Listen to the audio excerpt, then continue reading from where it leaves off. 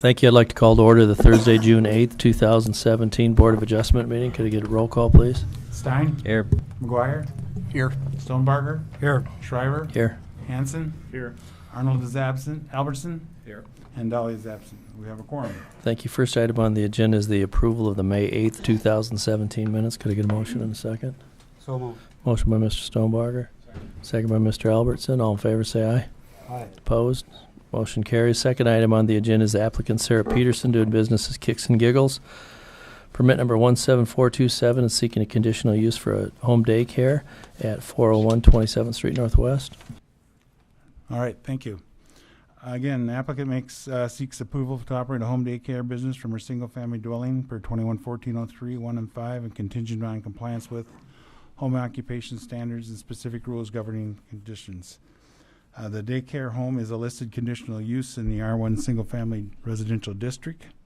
Such a facility shall provide not less than 35 square feet of interior floor area and 50 square feet of outdoor recreational space for each child. In addition, such facilities shall support adequate off-street parking and other suitable plan for loading and unloading of children. Applicant will regularly utilize both levels of the 2,860 square foot single-family dwelling for the daycare business. The property surpasses the minimum square footage of the interior floor area and outdoor recreational space required for up to 12 children per city ordinance. Ms. Peterson is registered with the state. All public notice requirements have been met, and we had no contacts pro or con to the issue. Thank you. With that, I'll open the public hearing if anyone's here to speak on behalf or against the conditional use. Ken, you said she was registered with the state, so she's gone all through all Yes. the state certifications. It says she is, yes. Green cards come back.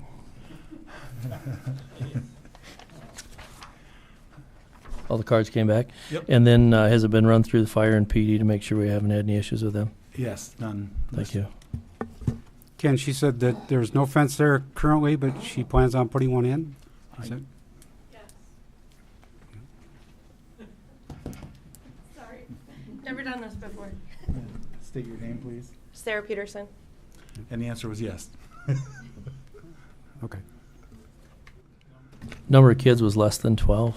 Yes, No, and I have that's your 4 of intention. them are my own. Okay.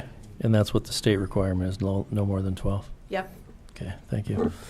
And you've had a daycare before, and you're just changing the location? yep, I lived in Henry. For the last 4 years, I've been registered over there, and then we just decided to move over here, so. Does your state license carry over from Henry? Do you have to Yep. reapply? Nope, it carries over.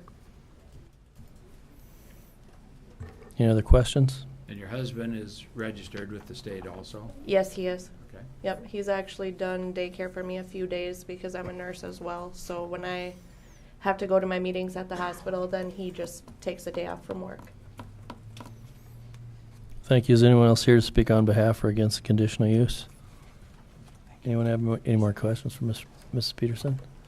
Then I'll close the public hearing and ask for a motion and a second for discussion. Motion by Mr. McGuire. Second. Second by Mr. Stonebarger. Any further discussion? All in favor, say aye. Aye. Opposed? Motion carries. Item 3, Mike Landsberger doing business as 513 Properties, LLC, permit number 17428, is seeking a variance in a Highway C3 commercial district at 1031 9th Avenue Southeast.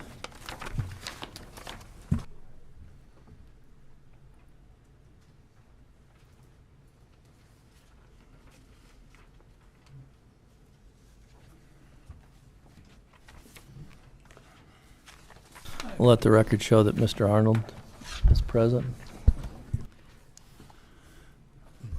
Yes, again, application was submitted requesting construct a non-conforming 540 square foot addition onto the existing non-conforming commercial building located in the C3 Highway Commercial District.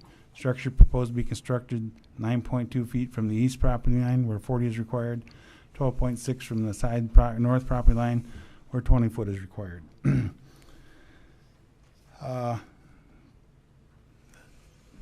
As you guys can see, it's basically there's an existing structure here that's already here, and the applicant has requested to add 30 feet more to come this way for additional office space for the business that is currently being presided there.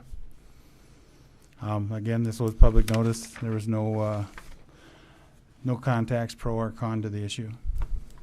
Ken, On that drawing, how is that lot, where is the borders of that lot? Is that the brown line, or? Well, I mean, it looks like it's going through the middle of buildings and everything the else. best thing would be just to turn those off altogether. Mr. Landsberger owns all this property, and this current parcel line is actually wrong. It actually should be over here, but it also traverses through that property there.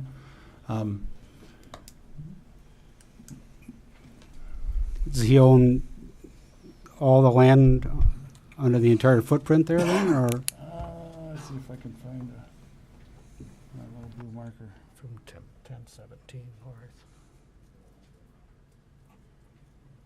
Well, even more than that.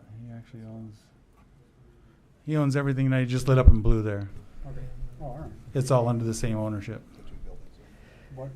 But it's 3 different lots right now? Well, no, it's multiple lots. It's actually 4 separate parcels under the DOE regulation. So, Ken, if one of those buildings was demolished, in order to rebuild that building, if it's crossed by a lot line, you'd have to do a development lot agreement to put them all together to make it legal? Correct. Okay.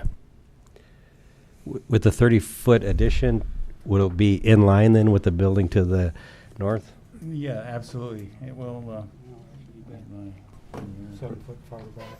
If I was going to show it to you, it's actually going to come like here I'll quickly open the public hearing quick in case to there. Mr. Landsberger wants to answer any questions also. Not even. Can you measure that right away for me? Yep. This is one of those properties that has a double front yard. It's got a 40-foot front yard setback, if I'm correct, and would have a 20-foot side yard setback. But because it's a double frontage, it's subject to that 40-foot And this is an front yard. 80-foot right away. So we got an 80-foot right-of-way there, and he wants to be 9 feet from his own. If it was a 66-foot right-of-way, he'd have 7 more feet to work with. Plus his 9, he'd be at 16. 7, he'd be 17 feet off. You know, I always kind of look at these, and I feel bad for people that have that double front yard because it functions as a side yard, but it's subject to a 40-foot front yard setback.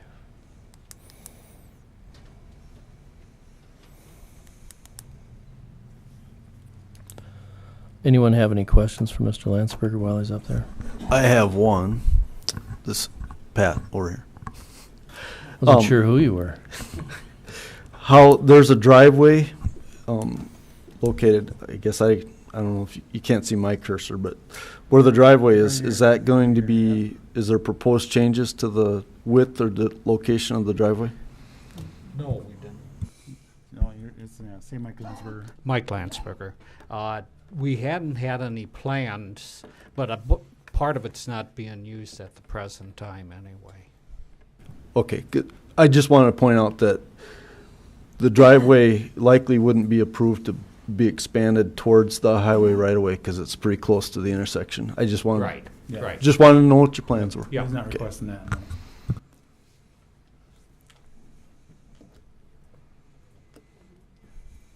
Right now, Ken, how far does the driveway come to the south there approximately? It's actually right where So my if that cursor's building at, were about right extended to the east, there would be plenty of room for the driveway south of the new building? there. Between the south edge of the driveway and the building, you still got 30 feet.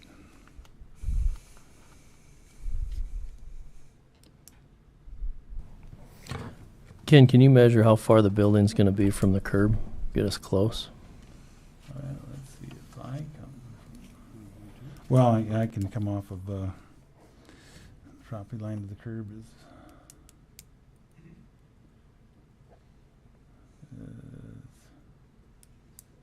15 feet plus the 9, so it's going to be 24.2 feet back as proposed.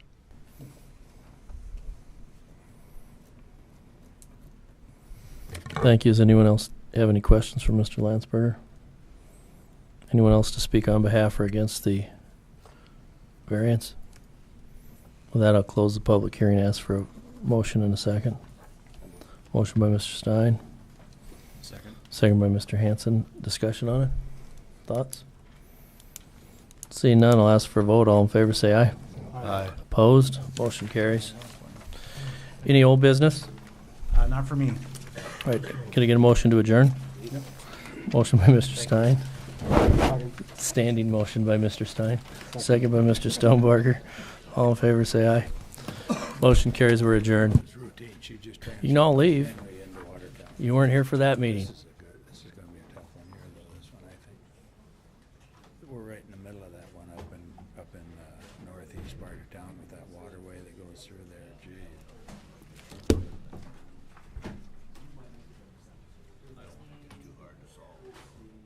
Well, apparently it's impossible to solve. It's apparently impossible to solve according to Shane.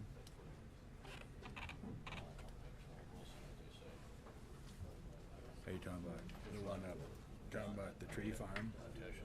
Yeah, no, I'm talking about the one up northeast.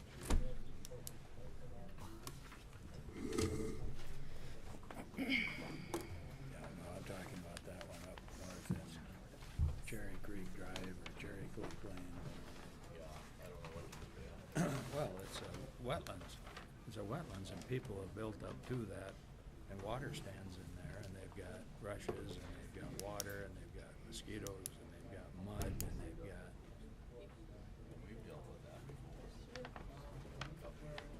Oh yeah, but it's still there and there are many more people now that are mad about, many more people because they've had more building up there and they're building up to that thinking that they could just go fill it in, or do something. And you can't because it's a wetlands. I don't know. I sat at a meeting the other day and they're gonna try to drain. Evidently it wasn't done quite right to begin with. They put the drainage.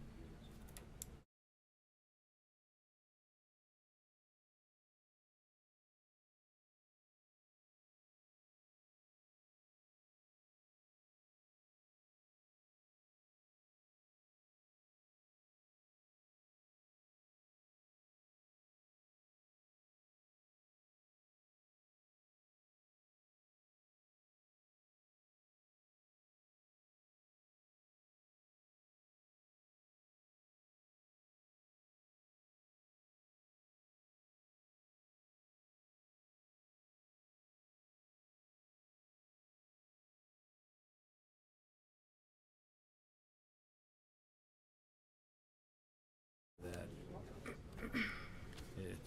it's really something. At Cherry Creek, Cherry Drive.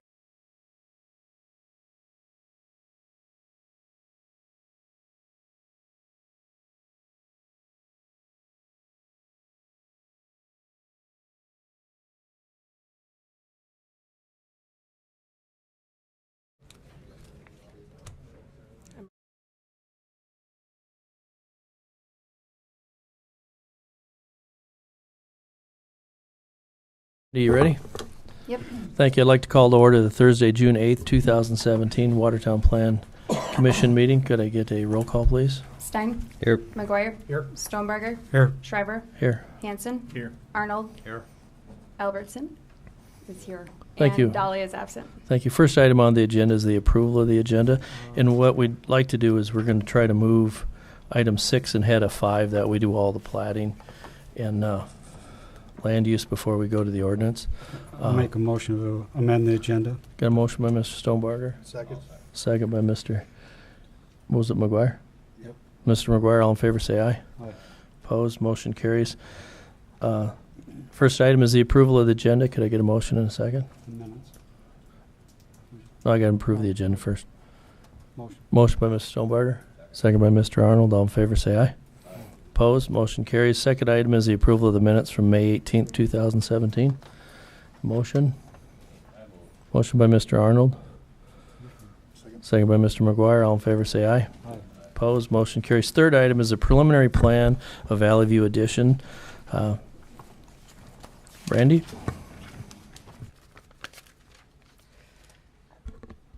Okay, so the petitioners, Karen Jones, Rodney Mack, and Kay Mack, are the acting agents for the estate of Roger Mack, being the owner of the property. Jamie Andrews is the vice president of J&J Earthworks, and he is the applicant and developer.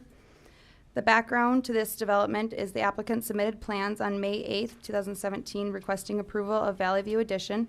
Phase 1 of this development was brought to and approved by the Plan Commission for annexation and zoning on May 18th. The design review team meetings were held on March 21st, 2017, May 8th, 2017, to review previous submissions starting at the conceptual phase. Some facts about the subdivision. The adjacent zoning designations are R1 single-family residential to the south and R2 single-family attached residential to the east. Valley View Addition proposed zoning is R1 single-family residential, R2 single-family attached residential, and R3 multifamily residential district. So variations of residential uses in this subdivision. That's all the regulations for the different districts and their maximum heights, front yard, side yard, rear yard setbacks. The total area involved is approximately 138.64 acres.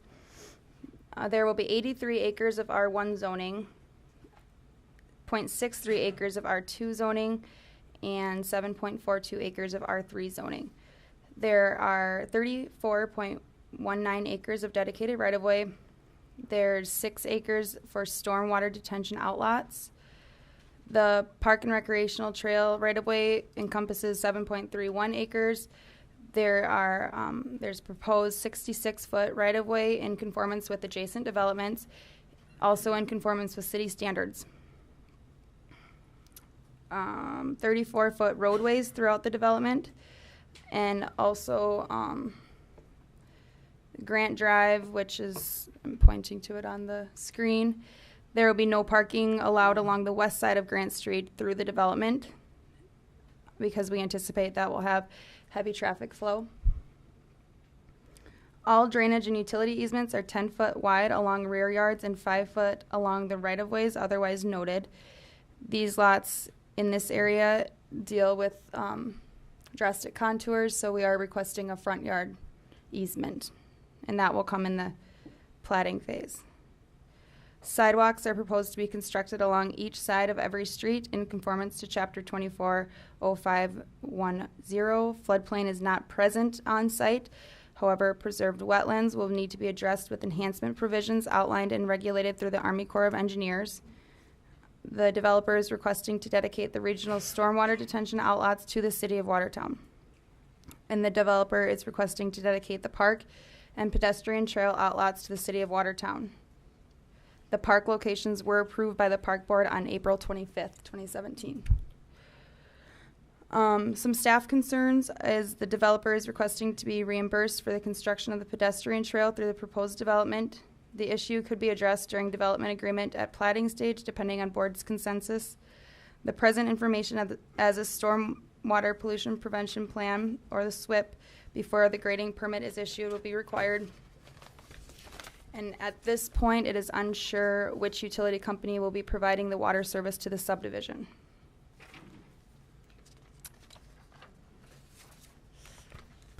Thank you, Brandy. Anything else? With that, I'll open the public hearing if anyone's here to speak on behalf or against the resolution of the preliminary plan.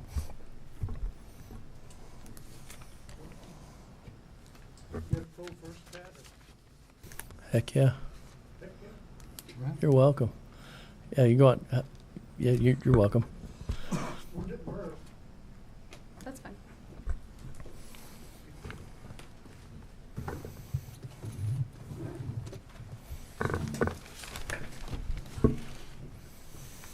Good afternoon, I'm John Wiles. I represent John Tesh, and I'm going to share my time with John and with Jack Little as we address this. I had no idea what a Donnybrook. I'd start with the letter that I sent to Shane outlining the issues that we see.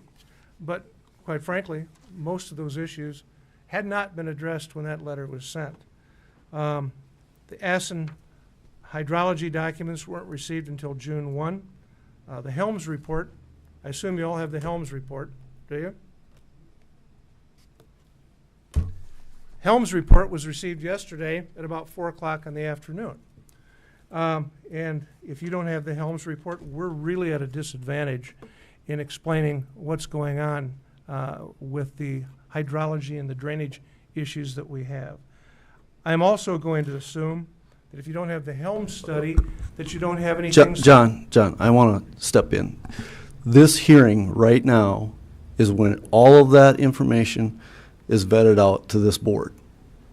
That's why this is the time and place for you to present your information and for us to present our information. Well, that's why I asked the chairman if he wanted to go pro first as opposed to the defense. No, side. I'm just No, making, there's no, I'm just hold on a making second. There's no pro, there's no defense. This is a preliminary plan we're looking at. We're all on the same team.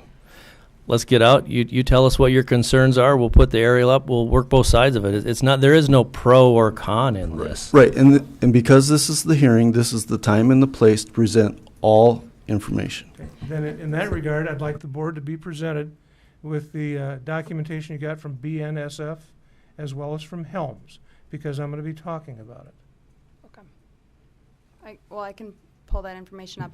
I wanted to clarify, too, that the hydraulic analysis was received on May 9th as opposed to June 2nd. That was the revision from their edition name, the Highland Edition to Valley View. They just changed the cover sheet. The point is it wasn't made available until June 1. And I think, Justin, you addressed that in your contributions to the letter about having a deliberation period of time. The point is that we didn't get a copy of that until June 1. And we didn't get a copy of what Helms has provided until yesterday. And by the time I wrote that letter on May 22nd, BN had not been notified at all. I notified BN. I talked to Larry Saunders, the BN roadmaster up in Aberdeen. I talked to Mark Jevry, who is the one of the engineers for BN in Arden Hills, Minnesota. I also talked to Sean Zepper, and they're all with Jones Lang LaSalle BN engineering firm. None of those folks, as addressed in my letter, had been contacted when this hearing was initially proposed. Now, I think we've got more information than we had before. Brandy has talked about what is in fact being set back in terms of right-of-way. It's a little over 34 acres. The detention outlets are 6 acres. The recreation trail is 15 acres.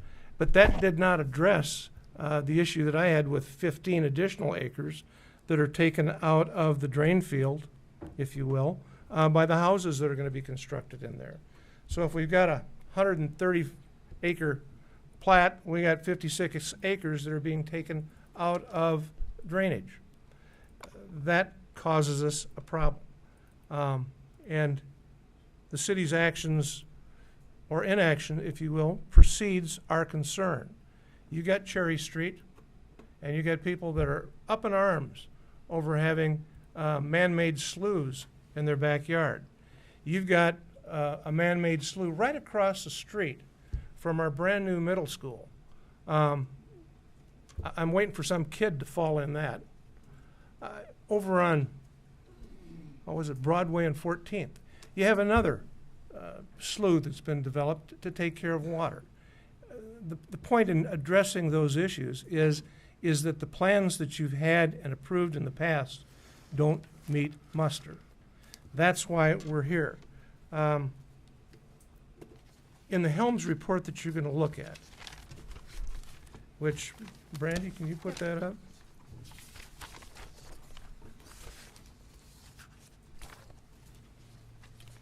If you walk through that report, you will find that it challenges very specifically a number of the findings that are set forth in the Assen report. I mean, in words like seems appropriate. There's missing data. I can walk through each of the areas that are discussed, but I want you to do that. You can read it as well as I can, but the long and the short of it is that they find the Assen proposal to be very preliminary. We don't even know anything about the design of they call them, Helms calls them weirs, I call them dry dams, that they're proposing to put on the west side of this property. What's compounding this is that this is not a flat piece of ground.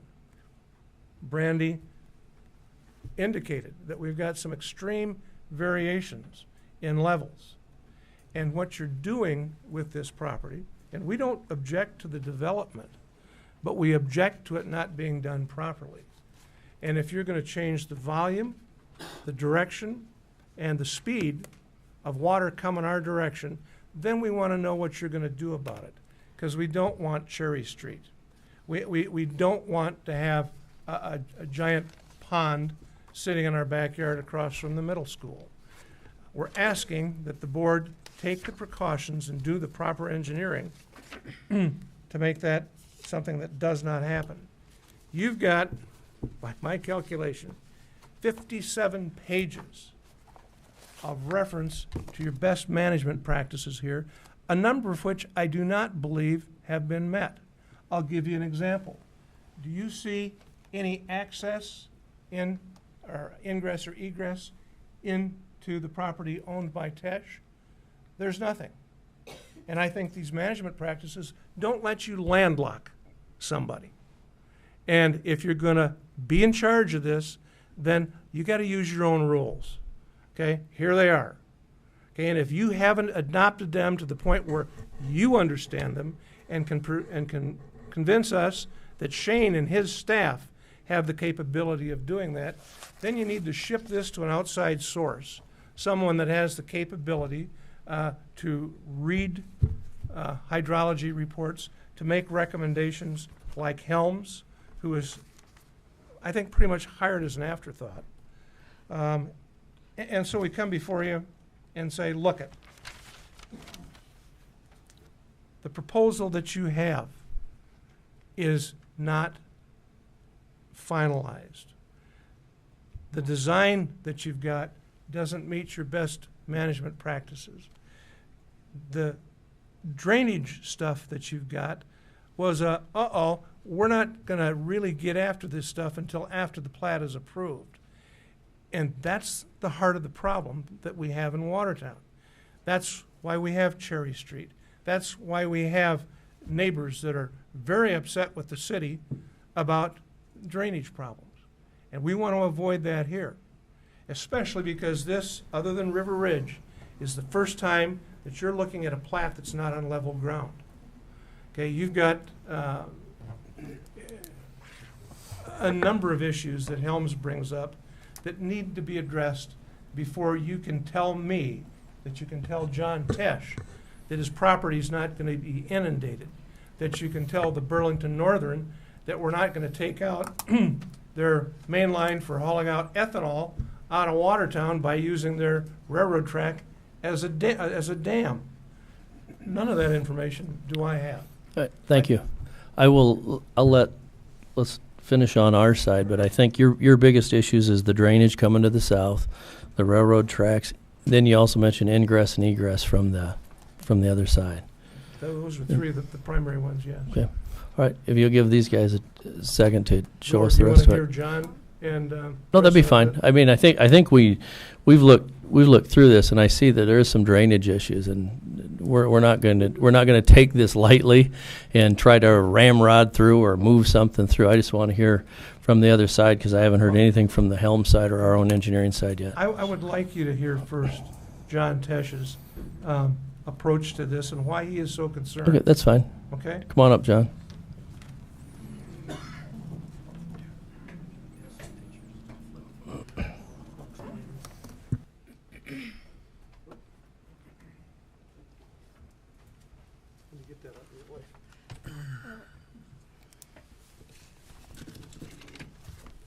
Good day, gentlemen.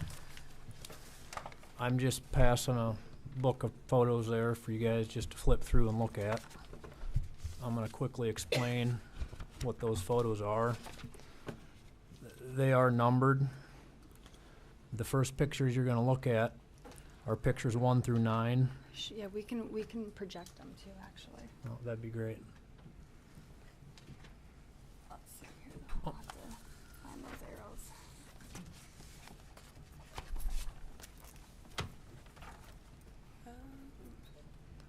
This is a sump pump in my basement. The house was constructed in 1984. That sump pump has ran once. And that sump pump ran in 1997 when it was the flood of the Big Sioux River. So obviously that was groundwater and not water coming from up above ground, off the rooftop, from up the hill, etc. As soon as that river subsided, that sump pump quit running, and it has not run since.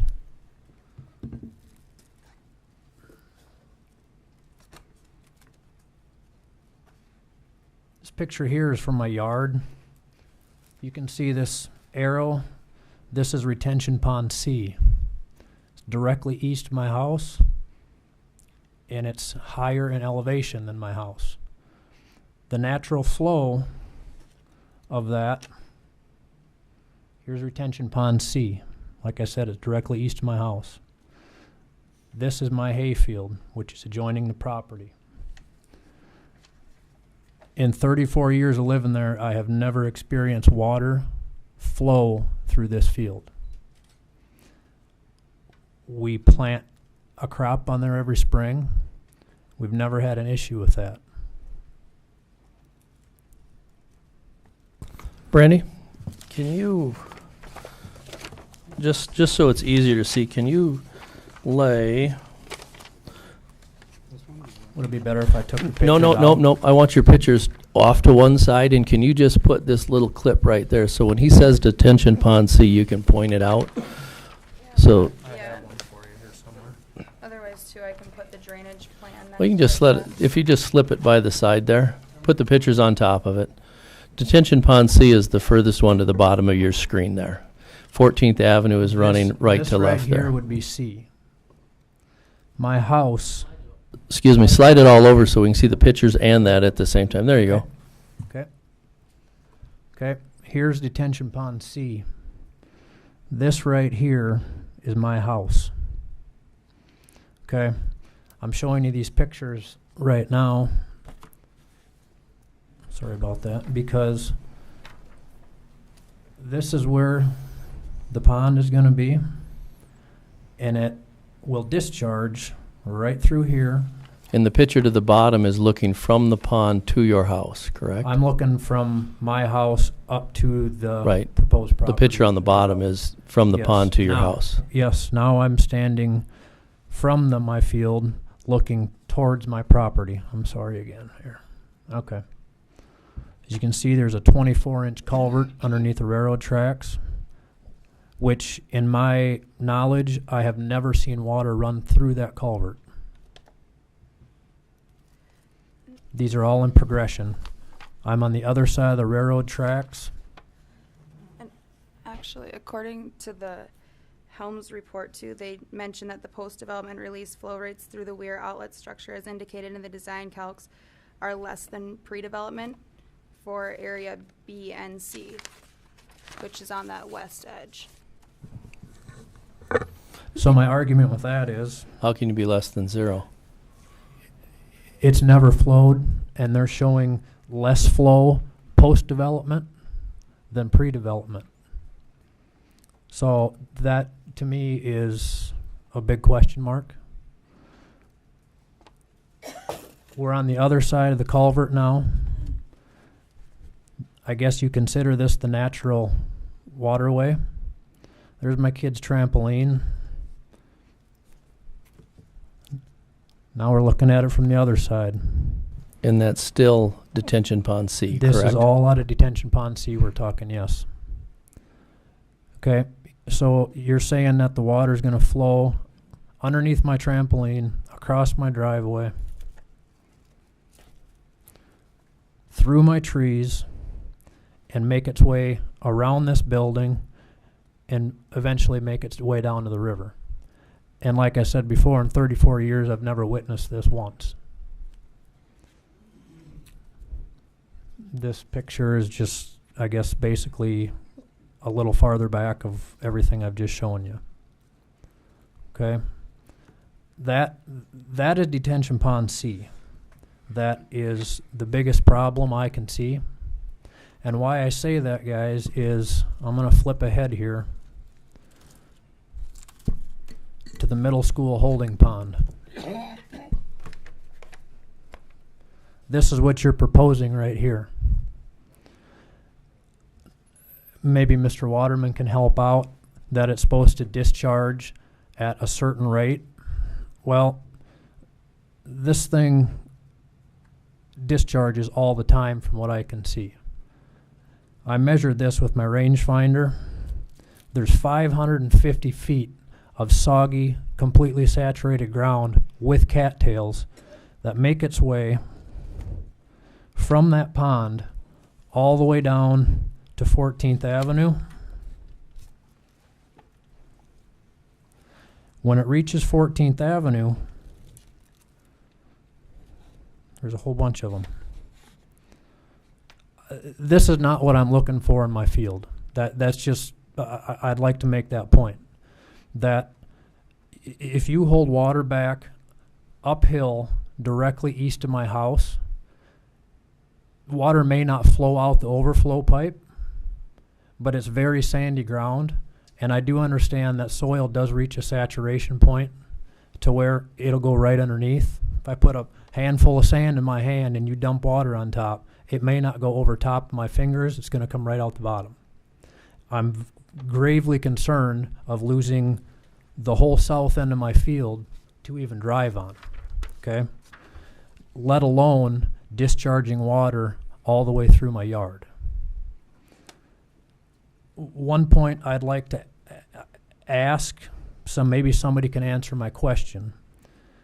From this middle school pond and the 550 yards of saturated cattail ground, that water goes underneath 14th Avenue and it enters the Great Plains Lutheran High School soccer field.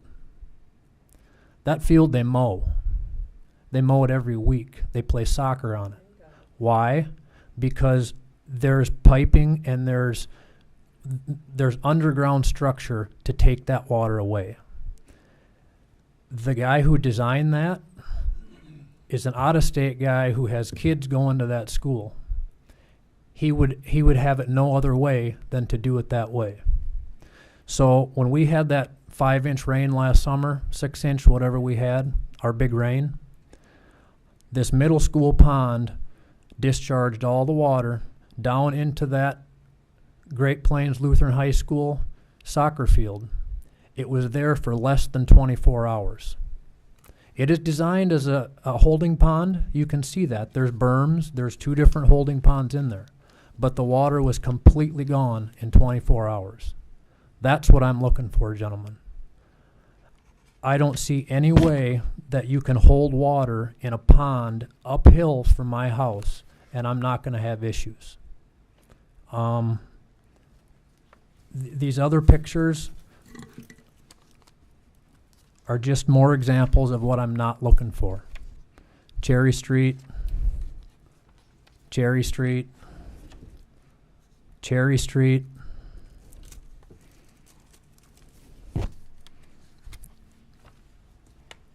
Cherry Street, and Cherry Street. Now, I'm not in the city. I don't particularly have any interest in what goes on in the city because I don't get to vote for anything in the city. I have nothing to do with it. I don't want to deal with city problems or the water issues from this property. I don't think it's fair. I don't think I should. That's detention pond C. If you give me a minute, I'll flip back and I'll take you to detention pond D. This would be the next one. This is going to be this one right here, which also, there's a grass waterway in my field right there. This picture shows it right here. Where this tree is, you can see that's what you consider the natural waterway. I cross that with a tractor every spring. April 10th this year, April 15th last year. Tractor equipment, I drive across it. I've never had an issue with it. Matter of fact, this weekend, I'll mow that, and that's going to be hay. That's not cattails, it's hay, it's grass. Never had an issue. So the proposed pond D is going to be held behind that. And as you can see, that draw or ravine, whatever you want to call it, is very substantial. Now, let me show you this picture. This area right here is the area in between Pond D and C. This area does not slope towards either of the ponds. It slopes directly to my property, which means it's not gonna retain any of the water in either of those ponds as it drains, which I see an issue there too. Now, and maybe somebody can back me up on this. The reason that this ground has never shed any water is because if we all went for a ride in the pickup right now, we get bounced out of the seat at a half a mile an hour. It's so rough, it's CRP grass, and it's always been CRP grass. My grandfather rented that for pasture in 1955. The funny thing about that is he had to haul water to the cattle because there was never any water on that ground. The Mac farm, which would be the old tree farm, is where the cattle had to come to get water, and he had to fill the tank up for them to drink. So there's never been any water shed or run across our property from that. Now, as I look on this Helms report, it says drainage coefficients pre and post are in proper range. Well, maybe Mr. Waterman, maybe you can tell me what that coefficient is, because when I look it up, it should be as close to zero as you can get, if not zero, meaning I've never seen any water discharge from that. That's area G2 right here. Okay, well, it says the same. Which one is that? Area C. Area C, it says the same thing for that. Area C says drainage coefficients pre and post are in proper range. Well, my question is, what is that coefficient?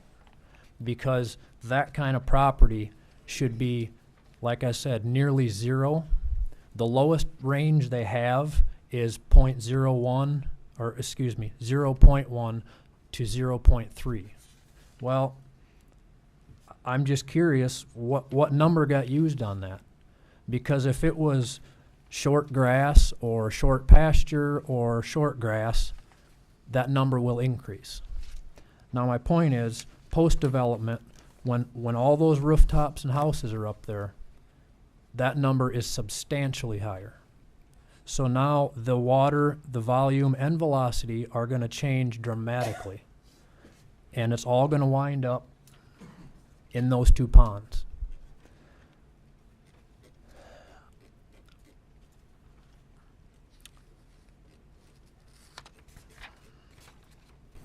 Thanks, John. That's about all I have. Here, let me just do one more thing, guys. In this Helms report, every area, impervious areas seem accurate. Time of concentration numbers seem appropriate.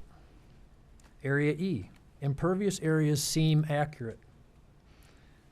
Prelim information was provided on weir design. More information will be sought during final outflow structure. There's many, in my mind, there's many red flags in this. I wish you guys could see it, because I'd sure hope you'd see the same thing. Hydrographs and ponds report produced using the software indicated storage volume to be appropriate for the drainage area. These storage take into account that water is always leaving at pre-development rate. There's never been any water leave at pre-development rate. Thus, the volume can be reduced from the full 100-year design volume. Okay? I'm not an engineer. I can't tell you that. Mr. Waterman probably could straighten that out a little bit. I'm going to go to Area A1. Once again, impervious areas seem accurate. All these stars are, in my mind, something to be very concerned about. Area B, impervious areas seem accurate. May I define seem? To appear to be true, probable, or evident. To give the outward appearance of being or pretend to be. Well, in my mind, guys, in your line of work, if you're close, is that good enough? I mean, something like this in my mind needs to be pretty doggone spot on, or I'm going to have big problems. That's about all I have for you right now. Thank you, John. Thank you. You can go ahead, Shane. I know a lot of these, my name's been mentioned several times in that dissertation, and I just want to make it clear that city staff's job is to facilitate design review. It's not my design to defend, and it will be up to the developer and their engineer to refute most of this data. I will say that just as a definition of our stormwater program here is that the reason, and granted, I don't go stand out there during every rain shower and measure the water that's coming off this hillside, nor does anybody else. So what we've done is, through our stormwater manual, is defined what we feel as standard normal criteria that's provided for us as a guideline to develop these stormwater calculations from. So through the city's process and ultimately through the engineer that I hired to help us review these calculations, when he's using the words seem and appear, is to validate the ranges that are chosen by the design engineers to make sure that they are appropriate for the area that we're developing, both pre and post development. So they are looking at the site saying, okay, we recognize this is a steep hill, it's covered with grass, we have to use our data that we use in our stormwater manual to predict what we think the runoff is going to be before the land is developed. Then they use the same type of criteria, albeit with shorter grass, pavements, rooftops, all that stuff is taken into consideration for the post development. And the idea is that the site can always release the pre-development rate of water continuously through the site. And what you do is you detain the difference between the pre-development and the post-development water, and you release it at the same rate that it always left the site. I cannot argue or refute the fact that they are going to get more water, because that's the pros and cons of development. There's always going to be a larger volume of water, but historically what the goal is to not release the water in a different rate and manner than onto the downstream property owners than ever got it before. So that's what the goal of our manual is, and that's what the objectives for the design team to meet are. Now, is John Tesch's property downhill of this development? Absolutely. Has it always been? Absolutely. And I can't say for a fact, I'm not going to call John a liar, but I would bet during a normal rain shower that some water does leave the site and make it onto his property. I cannot believe that zero water ever leaves the site. Then also, so our goal is to release the water at the same rate as it does today after the site's developed. The other thing is that there is this triangular shaped piece of land that John Tesch owns immediately to the east or west of the proposed development. But ultimately the continuation of the flow of the water is dictated by the position and the size of the culverts under the Burlington Northern Santa Fe Railroad. So how that water gets to his yard, his property where his buildings are, is all dictated more by the location of the culverts under the railroad tracks than it is by where the water is going to be released from the developed property. Now, with that, I'm just going to step back. It's the developer and his engineer that needs to answer the design questions. I just wanted to lay the groundwork of what the goals and the purposes of our process are. And again, we're tasked with reviewing to make sure that we think that it's reasonable, the calculations that are presented by the design team, and I would disagree with the testimony that was just given that Helms's report was a fairly positive one, not a negative one, and there's some probably minor revisions that the design team may have to accommodate for to perfect their information. And with that, I'll let them carry that forward. Thanks, Shane. Go ahead. Would you ask Shane to tell us what the railroad provided to him? Okay. The railroad did send us a sheet, and basically it asked for almost identical hydraulic analysis data that we have been provided and have reviewed. So essentially the railroad looked at the same criteria as our stormwater development process, and so the data is essentially the same. Guys, if I may add something here.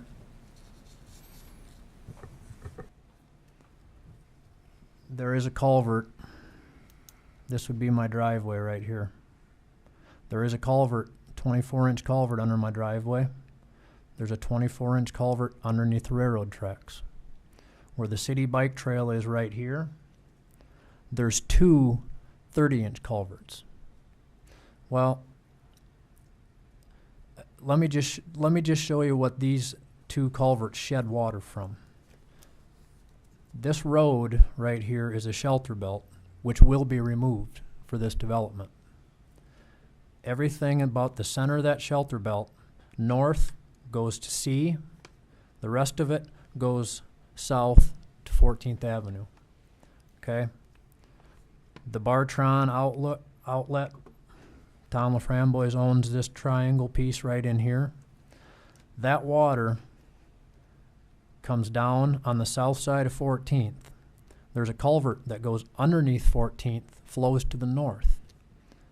What I'm saying is these two culverts, my driveway and the railroad, have always shed the water from the north side and the south side of 14th Avenue and never had any issues. Those go from the south side. You say that goes under your driveway?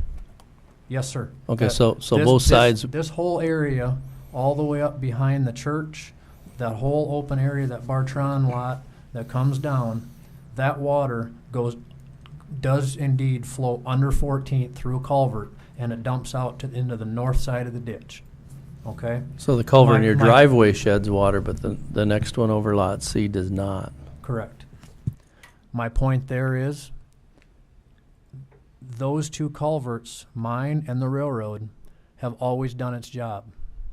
So if you cannot change the volume and the velocity of water, how are those two going to keep up? How are those two going to do the job now after you lose trees and all of this structure that holds and absorbs water at this point?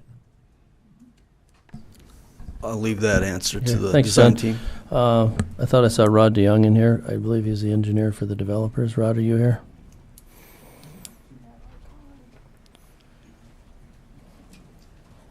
Someone from Austin, anyway. And if we could, perhaps do you want to listen to Jack Little from the I'll just let these. So we haven't yet seen the actual plan yet. I think we're understanding some of the concerns within this plan. So as we continue to learn what their plan is, we'll continue to come back on the concerns. Hi, I'm Rod DeYoung. I'm with Austin Engineering, and we did the analysis and design and the layouts for the drainage on this piece of property here. And just for some information for you, the pipe that, just for some information, the pipe is on the 14th Avenue is a 60-inch pipe or a 5-foot diameter. Is that correct? Right. And then that's what flows underneath the towards the railroad to them twin 30-inch pipes, and then goes under the driveway as well. Now, in removing them trees, Rod, go you may ahead. interrupt. Can you show us on the map where that is? Now that's what John was just talking about, that culvert that comes under 14th. So right now the water Right now, the water from the south runs north. comes right here from the south side of 14th along Tom and Framboy's property. And then it runs to the north under a culvert right there.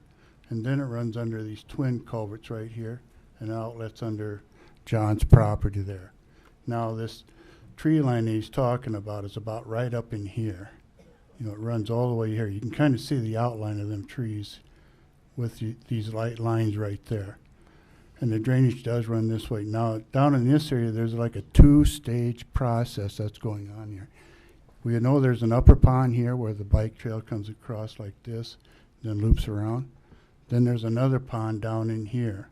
And this is how we're staging it out so that we keep that water flow to what we call the pre-developed, after everything is developed, which is called post-developed areas. You can switch to the computer too, if that works better. Then we can have that work. Now I gotta take my glasses off.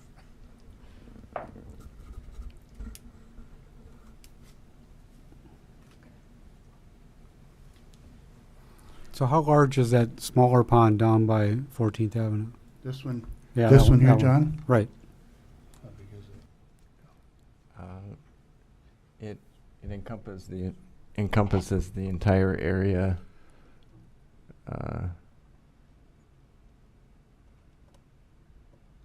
Right in here.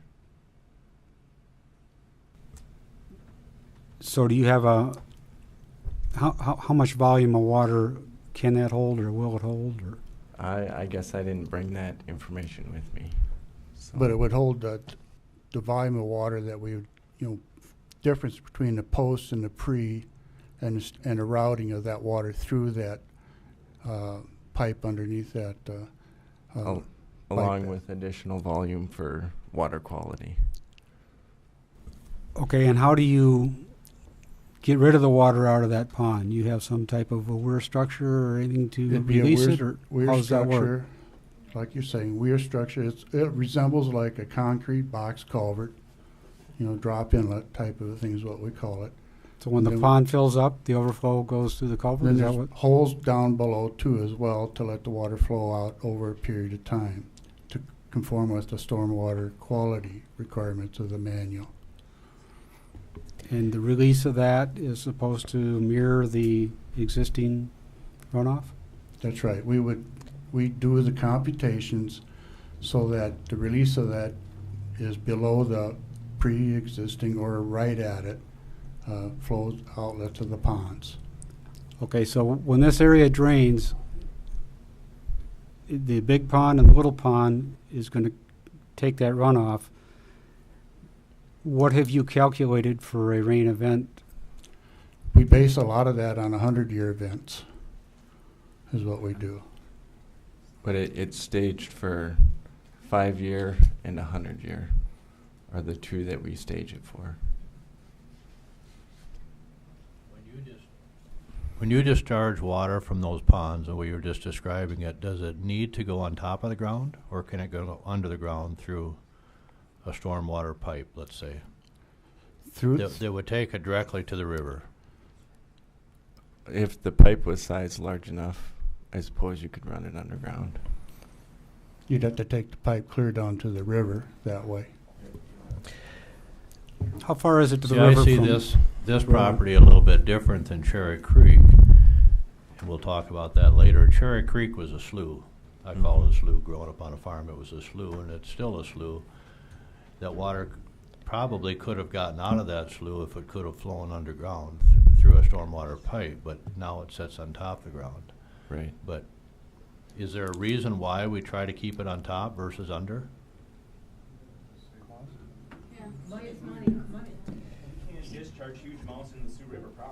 I can't hear what? I mean, we have to get rid of the water. No, hold on a second. If you're going to speak, I'm asking if you're a going to question. speak, you have to come up and say your name. Well, I would assume there's, if you have a large enough pipe, there's no downfall to you, running it underground. I guess the main hurdle would be, getting approval from adjacent landowners as far as easements, as well as additional construction cost and material. Mr. Tesch's main concern is the water runoff. I think that's obvious. And he's claiming that there's zero runoff now. Do you accept that? No, I don't. I don't accept zero. There's water runoff. You may not be standing there to see it or things like that, but during a rainstorm, I mean, you know there's water running down them hills and stuff, but you probably just don't see it that much in that area because it's grassed over and things like that. Are you familiar with the Helms report? I've seen it. I just got it yesterday afternoon, just like John did. Have you had an opportunity to look at it yet, or? We did look at it, breezed through it very quickly. You know, there's some things that we'll have to do some tweaking to these plans, but we can do that.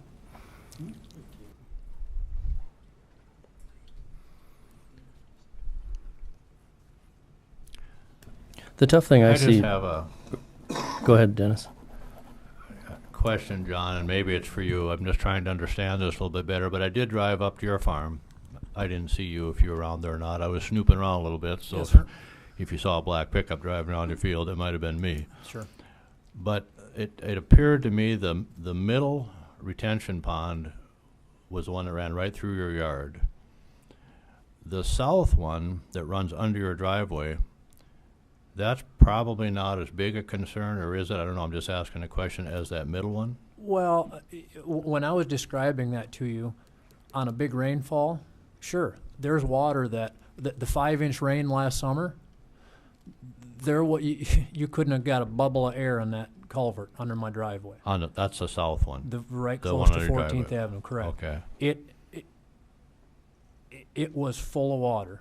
I went out in the pasture and I dug a rock. I'm going to say it was 40 pounds that it blew out there. But my point is that it's always done the job pre-development. And that's shedding water from north and south side of 14th Avenue going up the hill. So, yes, there's water that does run through there in a big rainstorm. But going back to the pond C and D, it's very sandy ground. So maybe that water just soaks up, and that's why I never see it run. It's a tilled field. Maybe it soaks it up. My only point on those two is I've never had an issue accessing or driving out there whatsoever. In the spring of the year, like I said, the waterway in Retention Pond D, it's going to get mowed this weekend. And I know I won't have an issue of driving right on through it. That's just my biggest point on those two. Okay. But the south one you probably have at different times. Like you say, the water runs through there Sure. quite rapidly. So there Yes, are sir. times that ground would be soft and you wouldn't be able to drive on the south one. Or drive out in that pasture. All the way close to the road there, Yeah. the culvert under my driveway. Yeah, yeah. Yeah, I don't ever have any issues with it because that water, that's fairly good slope and it's a fairly straight waterway. Yeah. And the water goes through there quite nice and it makes its way to the river and that's also a field we hay. And we've never had any issues with it. You know, it might be wet or I don't want to say wet. You can see evidence that there was water in there, but I can still drive through it with no issues. John, how far is it from your driveway to the river? Just an estimate. 300 yards? 400 yards? 150, 200 yards.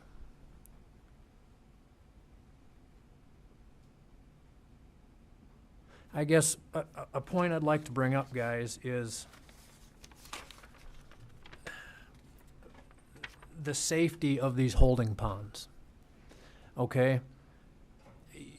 You're proposing on putting a bike trail or a walking trail, which in essence is going to go right over the top, right next to both of these holding ponds. Now, it's not mine, it'll be the city's, right? It's none of my concern. But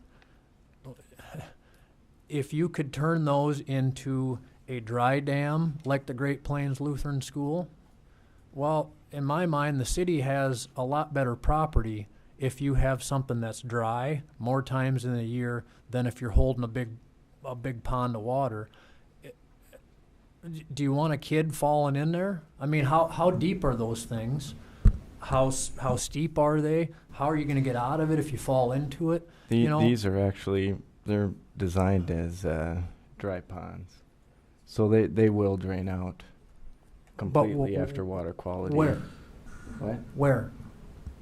Into the watershed to the west. To the west. And I've never had drainage. I've never had discharge. Now, see, now you're talking about And then how wide are those draws? Let's call them a draw. How wide are they? Okay, if water does make it to the bottom, you've got an area like this that's holding that water, that's soaking that water up. After you put your holding pond in, now it's got a discharge pipe. Now you invert that and you're draining that water like this. So that water is going to be specifically coming out of one area, and you're going to have increased flow and volume. There's no way around it. That when that pond fills up, it's going to discharge out one pipe, and there it goes. So pre and post development, how can you say that they're acceptable and they're the same when all that water is going to be in one spot and it's going to be coming out in a concentrated area compared to that big wide area? You can see it right there. They're a big triangle. That water has a big area to make its way into the ground and work its way. Water follows gravity, whether it's above ground or below ground. So that's my point, is you're inverting a triangle that you're going to bring it out in one spot.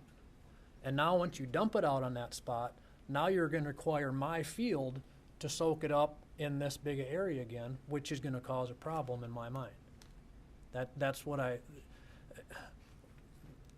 how I see it, guys. I don't know. You tell me. Rod, by putting that, I'm sorry, I didn't catch your name. Colin. Colin. Colin, you said that you'd have to get agreement by neighbors and so on to put the pipe underground. Is that what you meant? What neighbors would you, if you have these ponds, and you have these, and they're, instead of draining into John's property, they went underground, what neighbors would you have to get clarified to allow that to happen? I didn't catch that. Well, we would have to get approval to run pipe, under the railroad, for one, and then to run pipe across Mr. Tesch's property as well. Oh, sounds like John would love that. Part of the issue I see is, So he wouldn't end up with that. We really do have that Cherry Creek, Rod. You're aware of that. Right. That water is running on top of the ground. Yeah, there's such a high water table, it's I just understand. ponding up there. Yeah, I understand But that. We all understand We don't that. want something We don't want similar. that either. Yeah, so. we But- don't want similar situation. I look at it and say that it's highly sensitive. I don't think we're going to solve it tonight because you've got dueling engineers, which is always dueling engineers. No, I don't think we're not the ones to solve it, but I think it is an issue that needs to be looked at. But I want to go back to the Great Plains Lutheran again. The Foursquare Church sits right south of Great Plains Lutheran, and that was all farm ground. And when I lived north of town and years ago, I farmed that. And I cut hay, and I worked that low ground all the way from 14th clear down to 10th. And it was wet in there. The water would run, times it was wet, it was tough getting across, but I could get. But today, after that's been done, the way it was done, like you said, those ponds are dry and they're hard, and our property at the church, you can get through it anytime you want to, and that lies south of those ponds. So there must be a way to do it. Yeah, that has an not elaborate. impact the neighbors. Yeah, that has an elaborate system that's got a concrete pipe down the middle of it, and then on each side there's some under drains that were installed with that. That was plowed in basically, and then it was allowed to drain over a period of time. And I Then think they you fenced it. designed that, if We I remember. designed You that. designed that, because I remember being Yes, on the we church did. council, and that was all being talked about, that we didn't want to be affected by Right. all the water that was going to be dammed up north of us. Yeah, that is correct. Yeah. One comment that John was talking about is Area C, that's right to the east of his house there. We are looking at taking that drainage to the south in that area, to kind of follow along the railroad tracks as well. So but we're very sensitive to the volume of water for pre and post design of this, so that we don't want to cause any problems downstream with him, as well as the Burlington Northern Railroad. And we've got that information from the railroad company, what they require for submittals on that. And they also has which programs that they would allow to use on that for the analysis of that. And they also have freeboard, and you got to look at water depths and everything on that. So they are sensitive to it as well as we are. So Rod, when you said, I missed the first part about that, but outlot C, or that stormwater C and D, when it comes out of there, where is it gonna? It's area C is one that John was concerned about there, just directly to the east of his home there. Okay, and how does that come out? And that comes out to the southwest, and it follows the railroad tracks to the south is what it does. It doesn't discharge into his yard there, so. Is that are you piping it that way, or how is that going to work? Correct, yeah. We're piping it. So your intention is on C is not to run that here. behind his house, it's to run it down under the driveway? It's going to go this way. Right, we're running it under the bike trail until it meets about 15th Avenue North. Whoop. Guys, if I can real quick, there is a sanitary sewer that runs along the property line that facilitates the Hofteaser addition to the north. The north end of the field, that manhole, if you take that cover off, it's 22 feet deep to get to the to get to that sanitary sewer. It's right on the edge of our field. It's 22 feet down to the bottom of that sewer. You go out to 14th Avenue, it's 4 feet deep.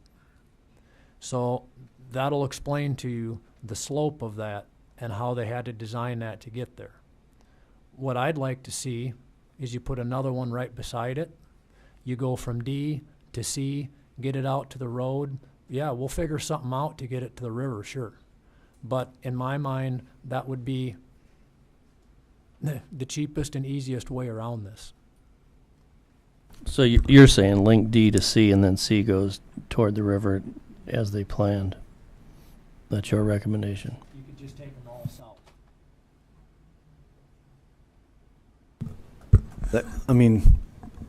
Rod and his team can look at that. My suspicion is that then the culverts underneath the Burlington Northern Santa Fe there and the culvert underneath his driveway will be inadequate to handle that, so they'll have to figure out how to supplant some additional storage along that route.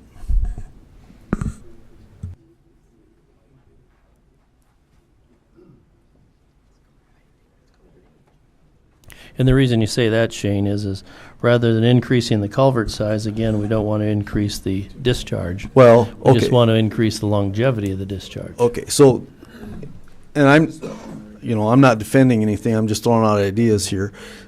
There's probably, I don't know, I know there's a culvert down at the south end by 14th Avenue. There's probably another one somewhere up closer to where John's house is for a culvert underneath the railroad. And then there's probably another one further to the north above his main farm place. So what I'm saying is there's probably multiple culverts that receive all the water that would run off this hill site now and distribute it through different points en route to the Big Sioux River.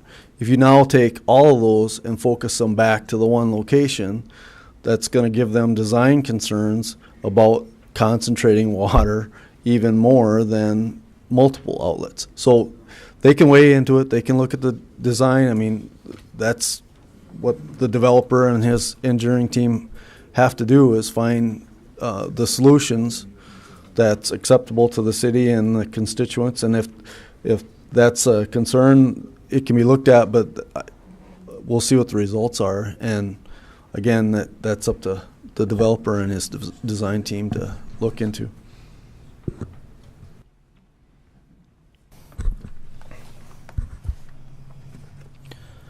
I don't think we want to move forward with any of the other things inside that preliminary plan until we get the drainage side handled. I mean, we got to get one before we can do anything else. And I think as I look at it, is some of the notes I wrote is, I have some questions on the holding ponds, the type of holding ponds. Are they going to be like the Great Plains Lutheran, or are they going to be more of a slough-like? We have to dial that in. I have some questions on the coefficients as to what those calculations are and how they're calculated. I'd like to get some information on that. Whether we're going to use a dry dam like GPL or the slough side of it, whether it's possible to move that drainage toward 14th Avenue, toward the side of his property where it's currently, where we can agree that it's currently going across. We can visually see it.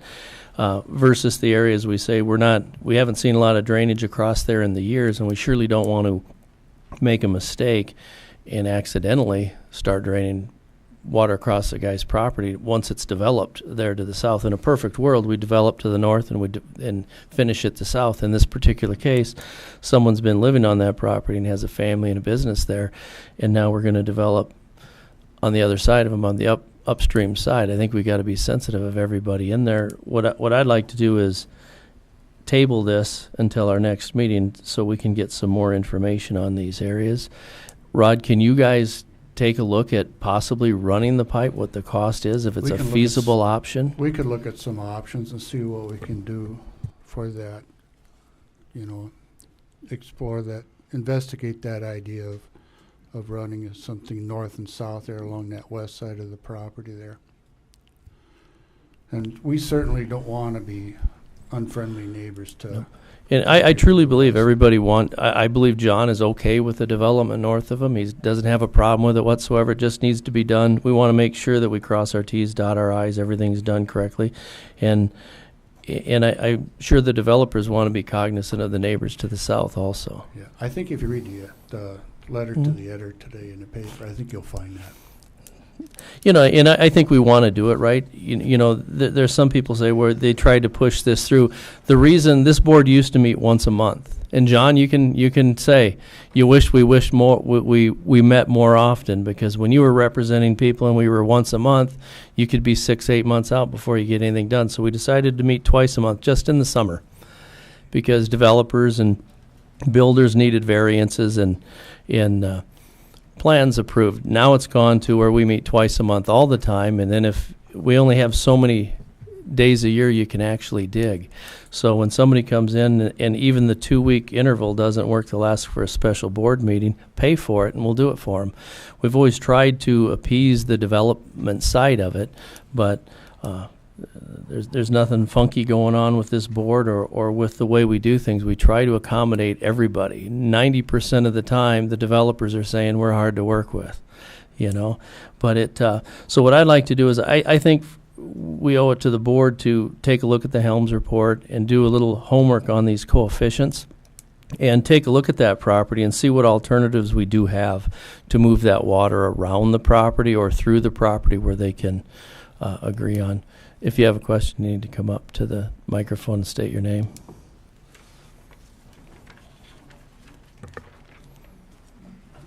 Pat, off the record. Go ahead. Would you instruct Shane to share railroad data with us? Yep, that'd be fine. Not a problem. I'm sure the railroad has a pretty stringent regulations. Brandy, would you bring that up and review it on the board? Go ahead, you have a question? Well, my name's Larry Horsemeyer, and I know you've been visiting mostly about the holding ponds or whatever on the west side of this property, and I would just like to make mention of the fact that one holding pond on the north end of this addition, the big one, the green with the green there or whatever, happens to be right behind my home, and when you're planning to decide how to drain those to the west, there's a big one, which is directly behind my home. Brandy, can you take a second and pull that up on the screen so we can look at it? Just be aware of that one. I'm just bringing it to your attention. Okay, sorry. I was looking for that railroad stuff.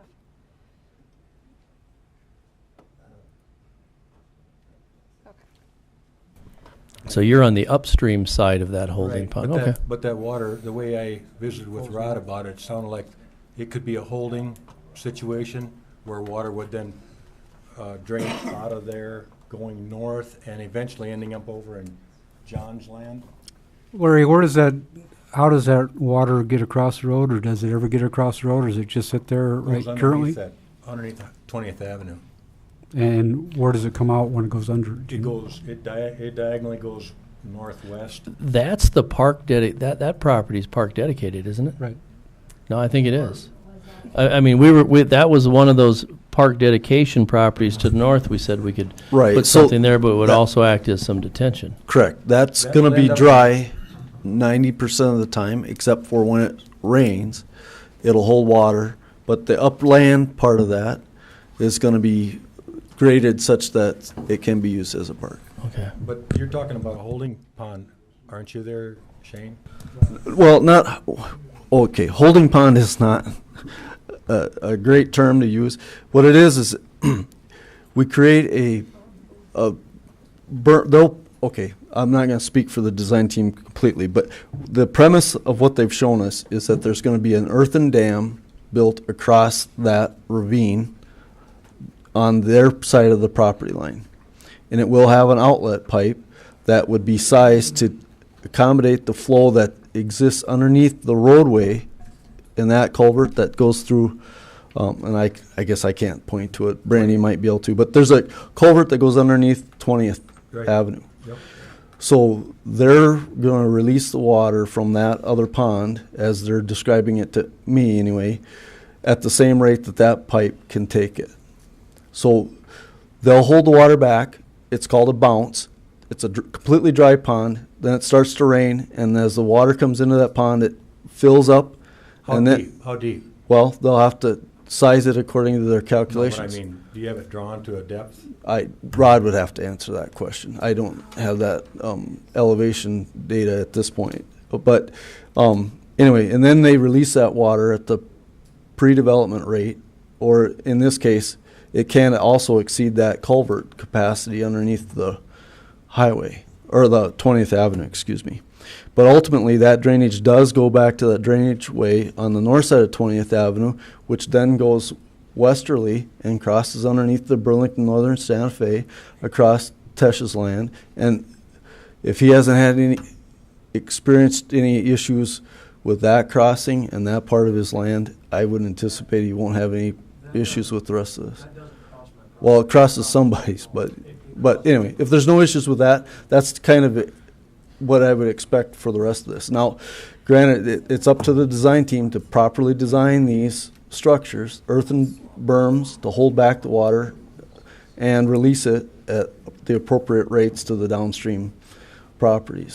So that's the premise of our design criteria that the city reviews, and of course it's up to whoever the developer's design team is. So you're right, we'll have the same exact considerations for your properties to the north Well, I just as remember it. right as we do with Mr. Tesh's property. So we have to approach all of these ponds and their outlets the same, no matter which direction they're leaving the property. So with that, I guess if there's other specific questions from the design team, but that's what we're trying to ensure as our review, is that they meet that criteria. Okay? All right, thank you. Thank you, Larry. Anyone else speak, John, while the public hearing's open? Anyone else here to speak on behalf? Come on up. Okay. Hi, I'm Jamie Andrews with J&J. I appreciate John for his concerns and everybody here with their concerns.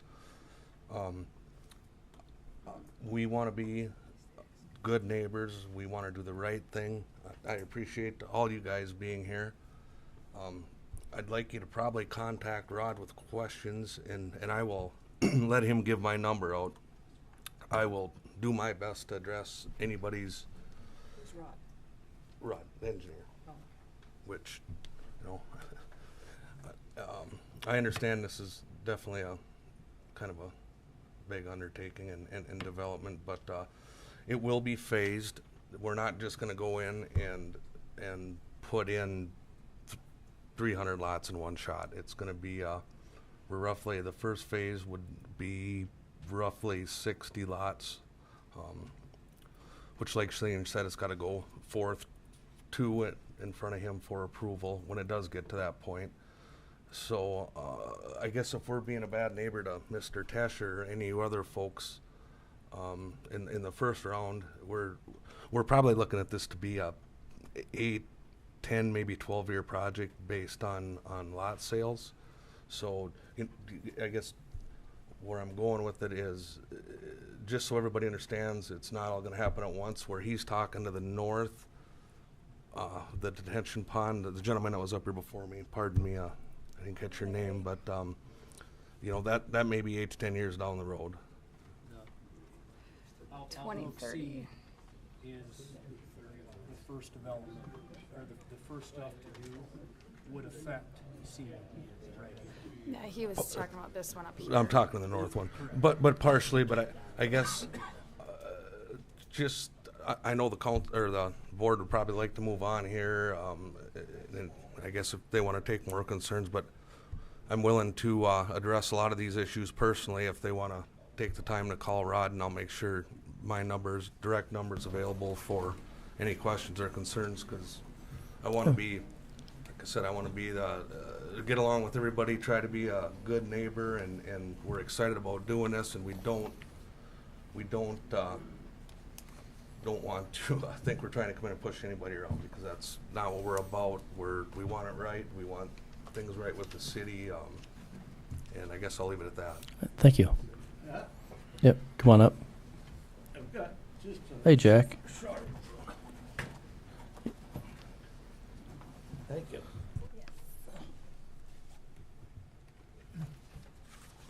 I'm Jack Little, and I don't really have a dog in this fight. And I've never worked with the kind of hydrology that's used to put in developments in the city. But my career was with U.S. Geological Survey, and I was in the Water Resources Division. And that's what I did, was determine how much water was going to be coming or how much water was going by. So I have a feeling for what kind of runoff you might expect off of that field, that area upstream from the middle detention area. I think that's what, C? Anyhow, upstream from that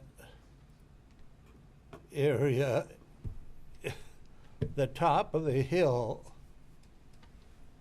before it was seeded to, it looks like brome grass. It looks like they just went out when it was raw sod and dug it up with a chisel plow. And it truly is so rough that you can drive across with a pickup, but you're gonna go really slow. I don't know what the infiltration numbers that were used up there, but I can't imagine how much rain you'd have to get before it really would start running out of there. Because every square foot has got a detention spot in it. And as you come to the crest of the hill and down the hill, that looks like all brome grass to me too, and I don't know, does anybody mow that? That just stays there all summer. It's been in the CRP program forever. So, I think, I don't question what any of the numbers were that were used to determine the runoff in that area. because I'm not an expert in that, but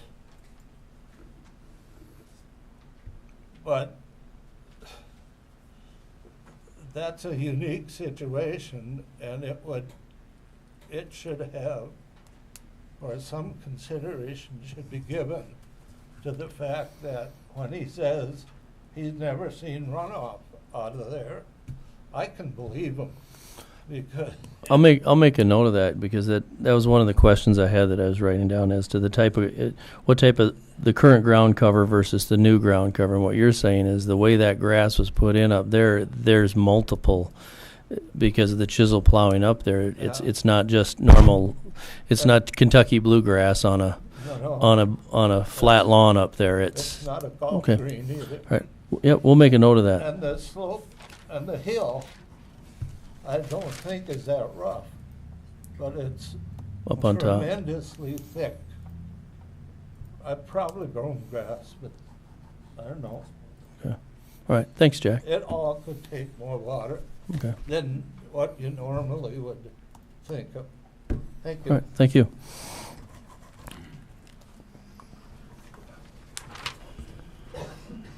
Since I think we need a little bit more time to discuss this and look it over, I'd like to table this until our next meeting.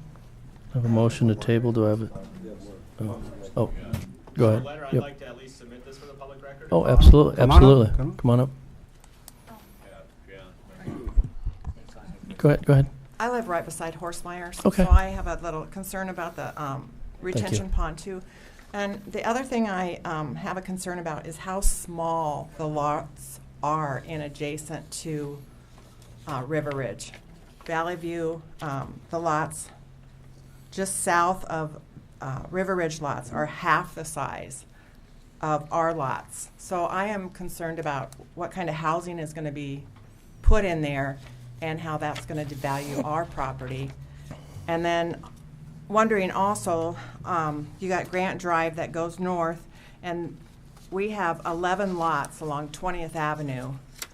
And along 19th Avenue, they have recommended 12 lots. If maybe they could square those lots up with the lots on 20th or the housing on 20th, so those people could have the possibility of buying the lots behind them if they wanted to, without having housing behind little houses. Or Correct. I mean, I assume they're little houses because the lots are half the size of the lots north of them. Thank you. We'll make a note of that. Could I step up?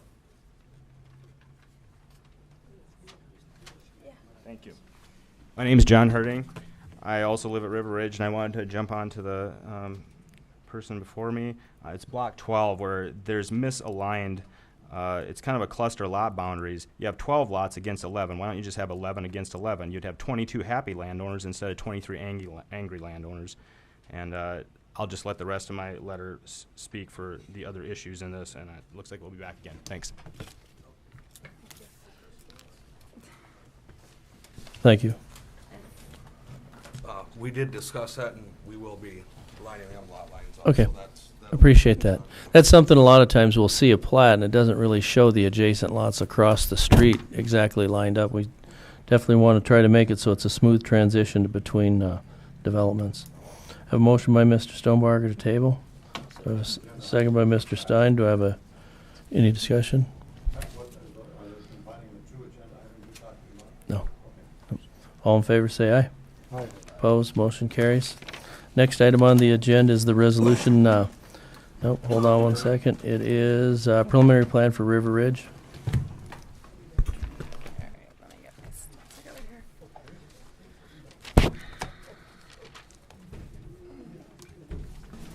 Pat, I do want to thank everybody for their input because it's very helpful to the process. Yeah, I do too. Normally, we I don't get anybody apologize for the length public of hearing. that, but there was an awful lot of information that we needed to. Yeah. Well, it's good to be see put before us. participation in the public hearing. A lot of times we don't get this kind of participation. Our next meeting. Hey, Dennis. Okay. Where are we at? There's River Ridge. River Ridge is just an updated plat.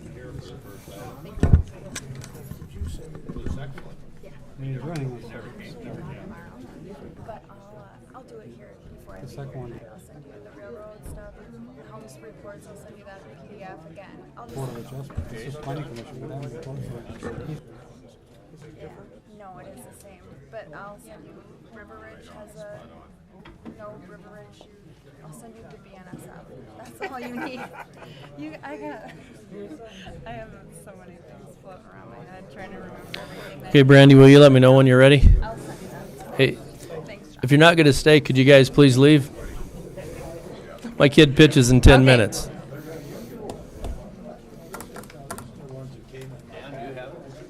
So, for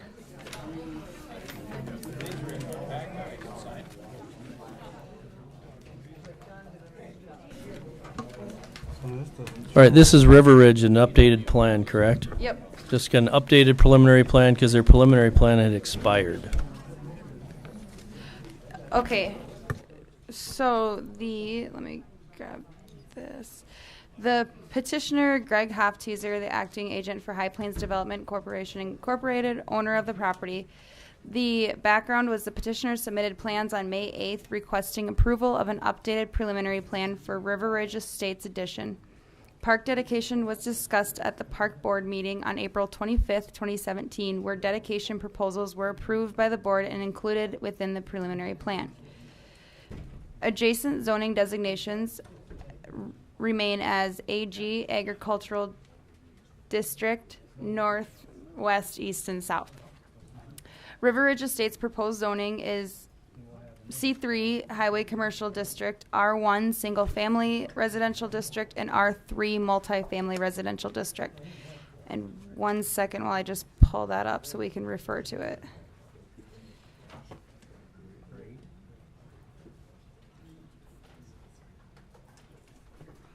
Okay. Move.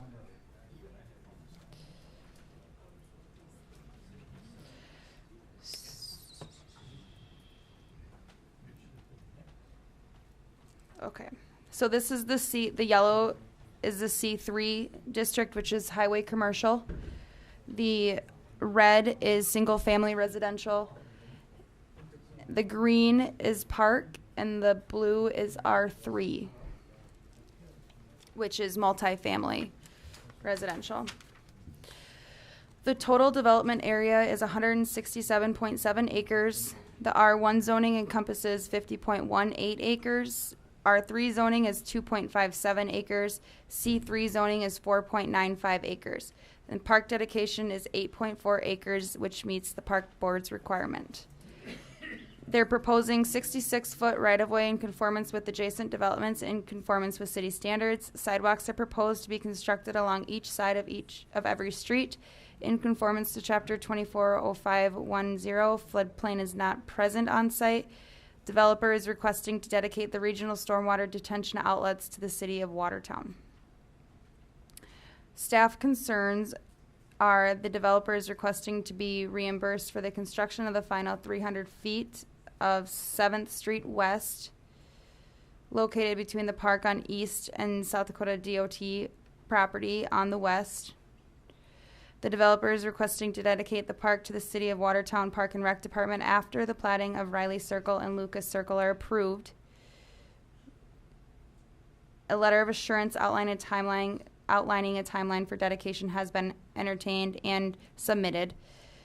And present information as a stormwater pollution prevention plan before grading permit is issued. And I'll pull up the letter of assurance that park will be dedicated. We outlined before the end of the year because they planted it for this growing season. Thank you. With that, I'll open the public hearing if anyone's here to speak on behalf or against the updated preliminary plan.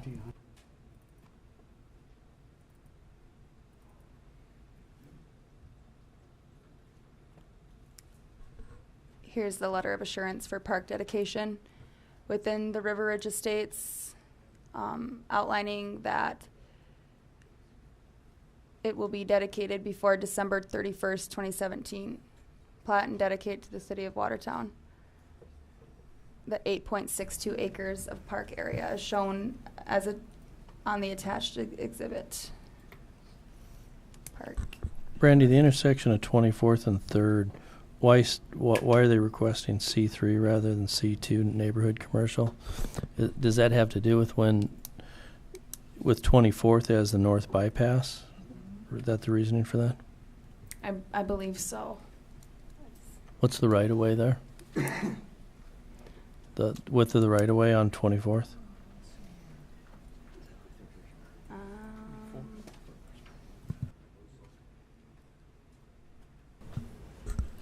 That's 2nd Street West. You mean the width of it? Nope, the top one. That'll be your main I mean, east-west route. Yeah.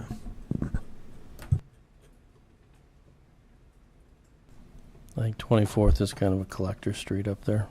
I was just curious why C3 instead of C2. It's not a... Is it 26th? I'm sorry. Oh, okay. Didn't bring my glasses. That likely is a carryover from their previous plan when that was ultimately planned to be the north bypass for the state highway system, and that plan has essentially gone away, and this would be a minor arterial collector similar to 14th Avenue is what we would anticipate going forward. So it won't be a state highway, but it would certainly be to the level of service similar to 14th Avenue. Justin said 75-foot right-of-way, so it's a fairly large right-of-way there.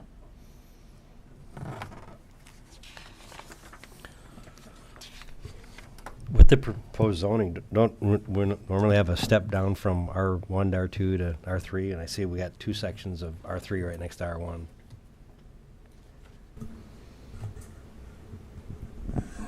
That is true, and the council did express concern at their last meeting when we did have some R3 proposed without buffer, so take that as a consideration as well. Yeah, we could go to R2, just that one strip along. Forgive me. I'm assuming the intention of the R3 was as the buffer for the C3 to just step it down to the least restrictive residential. And this area over here is just, they're not quite sure what they want to do with it. So they left it kind of open. And at that time, they'd have to come back with the plat. With that cul-de-sac there, that area over there kind of makes you think kind of a condo type of area, which is a little easier to live with along an R1. Well, with that regard, though, you have a circle drive going into a fairly large area with condos or apartments. That would be a concern, I would think. Well, originally that was PUD, and originally they were proposing a PUD there, and we informed them of what the arduous and high standards there are to establish the PUD, so then they backed it down to a R3. But you are correct. The words that the ideas that they had was to do high-end condos up in that area.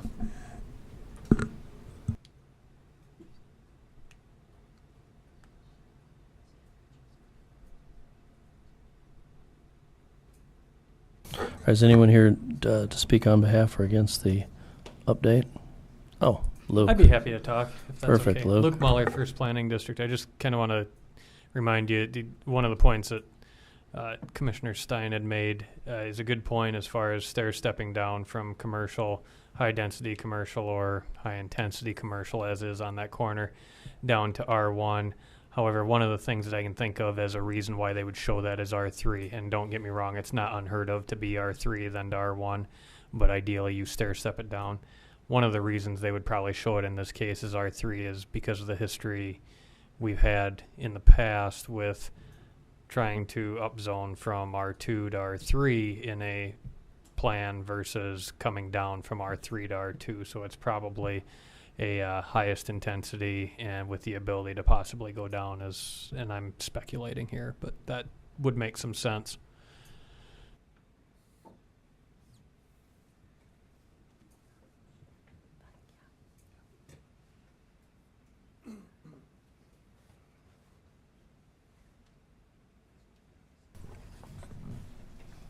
All right, is anyone else here to speak in the public hearing?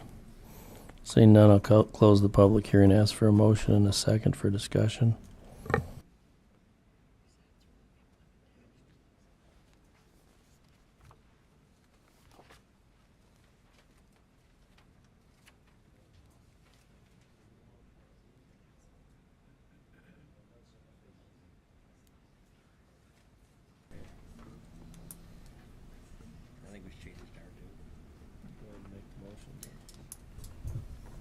I'd like to move to approve a motion with the condition that the present zoned R3 is zoned as R2. I would second that. Any other discussion? The one thing by doing that, they can always, like Luke said, it's not the easiest thing, but we can move that zoning as they actually develop that. Any other discussion? Seeing none, I'll ask for a vote. All in favor say aye. Aye. Opposed, motion carries. Item 6 is the plat of New Venture, 3rd edition.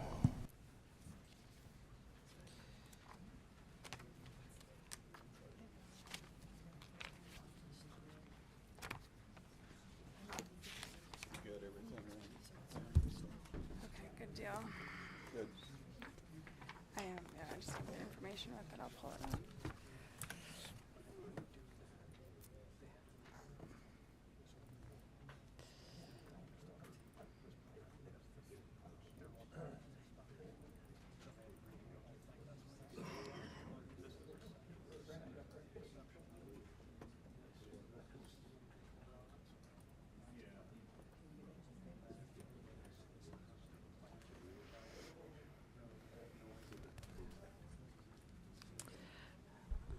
Okay, are you ready?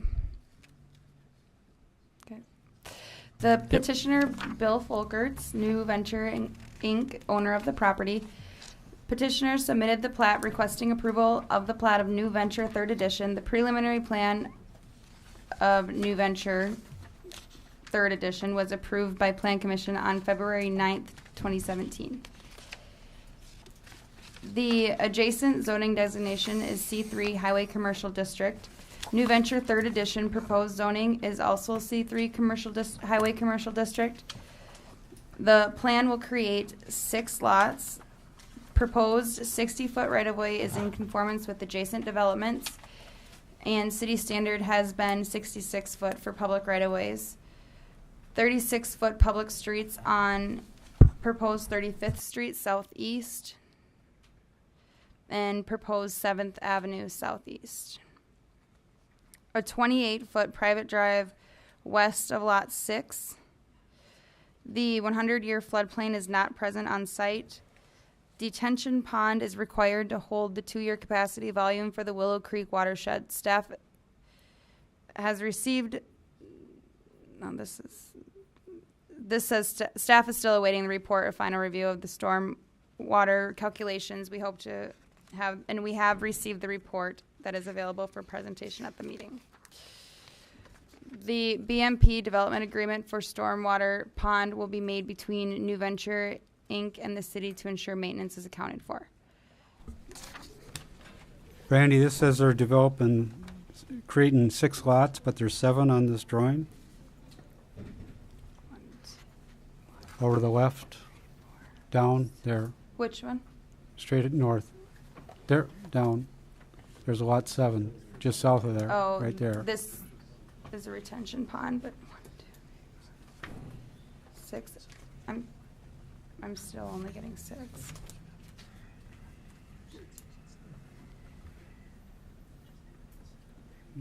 4, 5, 6, 7. Oh, we include, okay. Lot 5 is a replat of that area.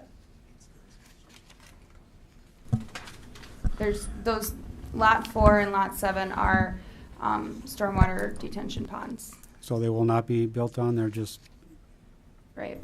okay. And this Lot 4 has the access, drainage, and utility easement 20 foot along the north lot line.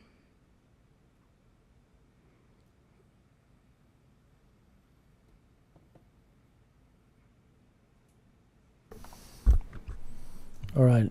Anyone, I don't believe I've opened the public hearing. I'd like to open the public hearing if anyone's here to speak on behalf or against. There I isn't see a Bill public there. hearing. There isn't a public hearing. All right, we'll just take it. Action on the plat. Guys, anyone have any questions? Okay. I do want to bring up, I mean, we when you approved the preliminary plan, it was contingent upon getting all of the final stormwater calculations done. We did receive information from the developer and their engineer regarding that, and he does have some unique stormwater ponding application here. They're primarily going to be infiltration ponds. That is very gravelly, sandy soil up there, and so they're in the process of feeding us those computations, and I did have Helms and Associates assist us with review of this project as well. There was some minor data that we're still trying to iron out. So with that, I guess the owner and the developer and their engineer, I've reviewed that comments with them, and I'll ask them to respond to that at this time.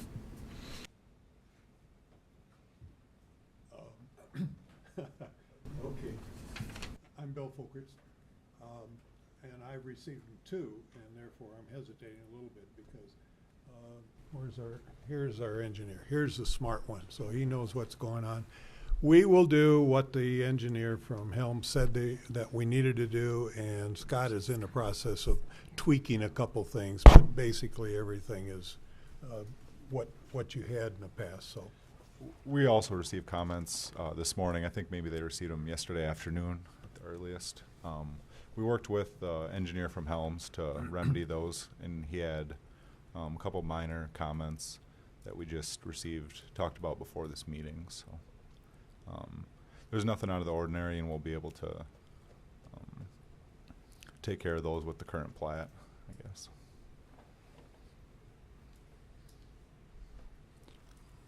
The comments were minor. I don't know if you want to bring them up for them to see them.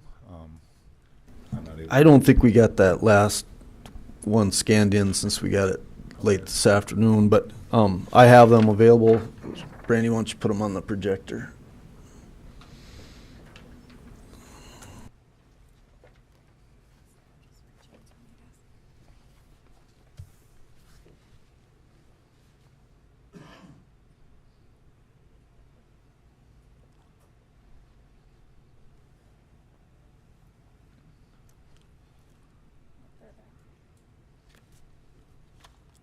For the most part, it's just probably that water quality control volume. The data was provided, but it may not have been clear to him at the time. Other than that, he wants one of the structures to be slightly bigger, and we've already made that change. Just indicates the weir is big enough. He believes the storm sewer pipes are big enough.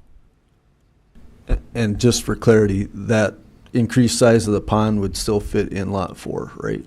Yeah, the pond doesn't need to be increased. It was just a drop inlet size. Okay. Two things. What was your name, sir? Scott Calvert, sorry. From Austin Engineering. Shane, have you read the updated information? Yes, I have. Comfortable with all that? Yep. I think if they make the appropriate adjustments, the pond sizing should be fine.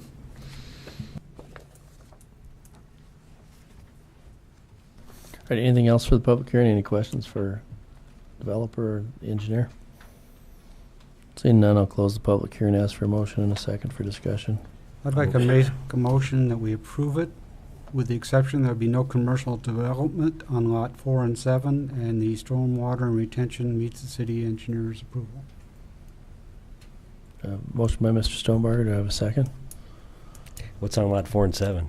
They're just supposed to be drainage ponds. They're supposed to be drainage, but they're smaller than what the legal size is for that zone. I believe, and I can't speak for Mr. Folkers, but I think his intention was that he would dedicate those over to the city with access easements at some point in the future. But if not, he will have to at least provide us access to inspect and review those ponds. So that we do have a subsequent agreement that we put together with regard to that. So we take care of all that at after the approval of the plat. Yeah, I think John's point was he just didn't want to approve a non-standard Right, no, lot. grant, so noted. Non-compliant lot, I guess is what I would say. Have motion by Mr. Stonebarger. Do I have a second? Second by Mr. McGuire. Any other discussion?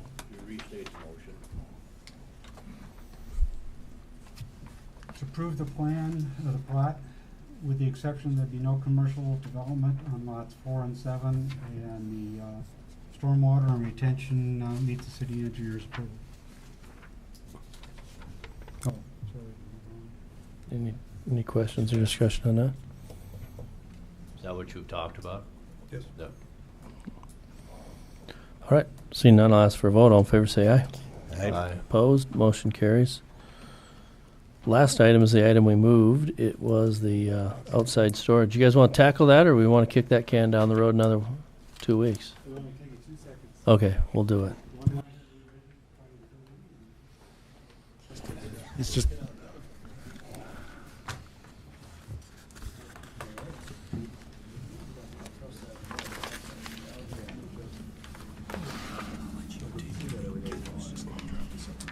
Okay. Twins could use some help. Yeah.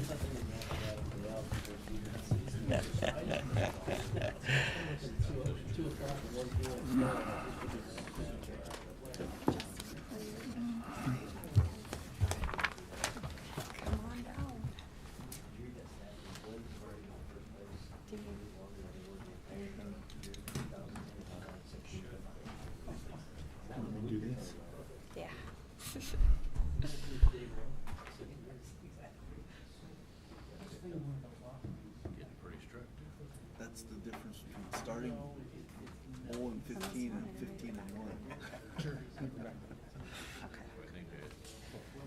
As long as that was Makes a big difference. You get that big cushion. Oh, yeah. Well, and they were up the road here last night. Yeah, we put it on. It's not the last agenda, and that's why it's here. Okay. Unfortunately, they're starting to show their previous trend. You ready? Yep, go ahead. So I'm going to read the background of this ordinance amendment. Is to Chapter 2165 of the revised ordinances of the City of Watertown regarding lake parking and references outside storage and display requirements for property at Lake Compesca. This language was added to the existing outside storage and display requirements that list specific uses for residential, commercial, and industrial. It is understandable that owning a lake property requires more equipment that is necessary to store or park at various times of the year. And I'll turn that over to Ken now. So we took this to the city council already at the last meeting for first reading, or it might have been the one before that. And we're just tweaking it just a little bit. Basically, anything that had to do with the regular car parking and stuff is already covered under Chapter 18, so we're taking those references off and just leaving them in 18 for that. And the other exception is then it allows commercial vehicles to be parked in front of the property as long as they're working there. So if you're a contractor and you go working on the house for a week, you don't have to take your trailer home with you every night. That was my thought. This is how it was before, but this just clarifies it, puts it into a final context, so there's no question on it, and a couple of definitions are added, and that's it. Ken, I have a question. The allowable storage parking by location, front yard, lakeside outdoor storage is prohibited, exception November 1st through April 30th. I think November 1st to store your docks and boats in your front yard is a little restrictive because most of the time October things freeze up. You want to have your dock and your boat out before it freezes up. So I think it should be October 1st versus November 1st. That's why it's yellowed. We was hoping to get feedback and for those comments. More than happy to make those adjustments.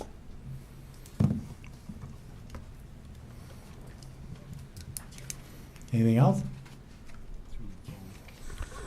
No, I don't have anything. It makes sense. You know, there's certain times here you're going to have things in your at the lake. You have to remember the front yard is a lakeside, so it's always designed that way. I don't have any other questions on. Anybody else have any questions before I close the public hearing? Sorry.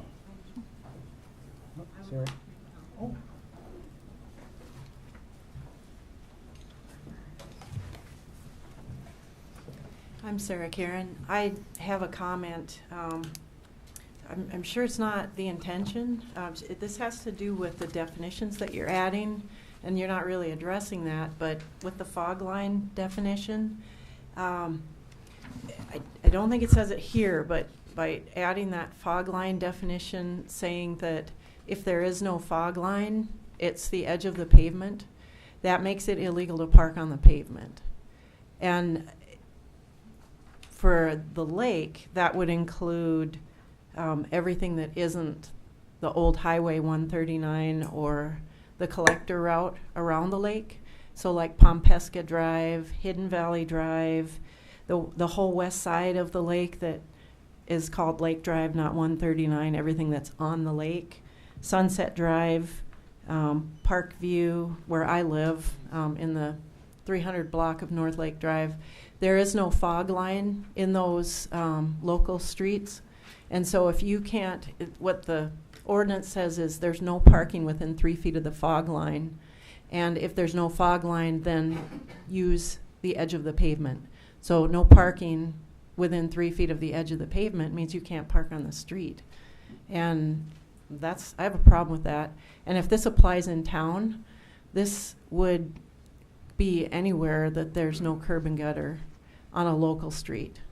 So if you could somehow swing that into the definition that it only applies on collector routes or something like that, because I think that's probably the intention, is on the busy streets.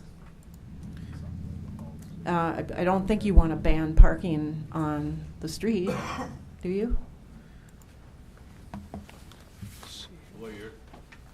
What you're saying, you're interpreting this and you wouldn't be able to park on the street at all? Right. This isn't the ordinance that addresses that. This is off-street, but in this resolution, you're adopting a definition which says fog line. If there's no fog line, then use the edge of the pavement. And that will have ramifications that I'm not sure you've considered. So if this applies everywhere in town, not just the lake, it's even more far-reaching. If you can't park on the edge of the pavement, you can't park on the street.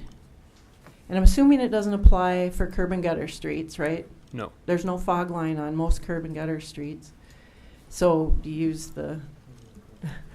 So the way that the ordinance reads in incorporating this into 180101 as was considered at first reading by the City Council here this last week, it would apply for residential areas adjacent to Lake Kempesca or Lake Pelican. So it would be limited to those. So it's just these 1, 2, 3, 4, like 8 areas at the lake that don't have curb and gutter, and they aren't the highway. That's correct.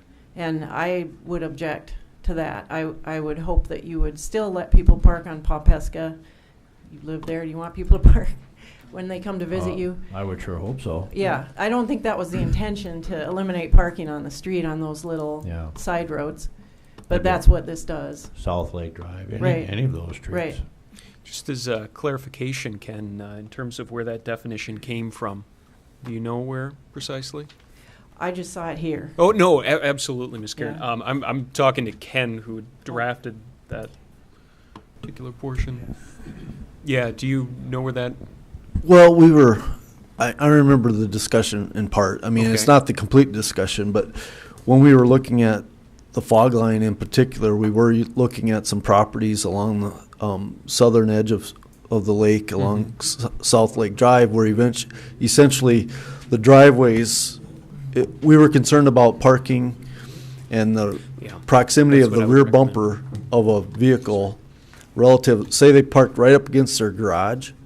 They only had enough space to just barely fit their vehicle between their garage and that fog line. And so we wanted to define that so that people couldn't park in their driveway 2 feet from their garage and then be hanging 2 feet into the street. That was the intention of that language. I can certainly see and I don't that. know that it was intended to be all-inclusive to every street in the district, but that was the gist of the discussion. So the way the ordinance reads currently, this would go into there's really a definition section for Title 21, so it would apply to Title 21 under Chapter 2190. The provision that makes reference to not parking on a street with the fog, or the fog line provision, is in 180 or would be in 180101, and the way that reads is no motor vehicle or other vehicle shall be parked within 3 feet of the white fog line painted on the road, and that's the extent of that provision relative to the fog line. Now, fog lines are commonly defined as the white line in the road. So, obviously, I guess I would recommend for legal cleanup purposes that be struck from this resolution. But hypothetically, if it were adopted by this body, it wouldn't apply to the definition in 180101 because that definition is for 2190, thus informing zoning law, not on-street parking. But I think, Ms. Karen's point is very well taken that we should just eliminate that definition and go with the common definition, which is what we all know the fog line to be. So by doing that, if I have some friends over, they can park on Pompesca. If I want to go visit Mark Stein on South Lake Drive, as long as I'm not in the driving lane, I can park on South Lake Drive. I think that's the long and the short of it right there.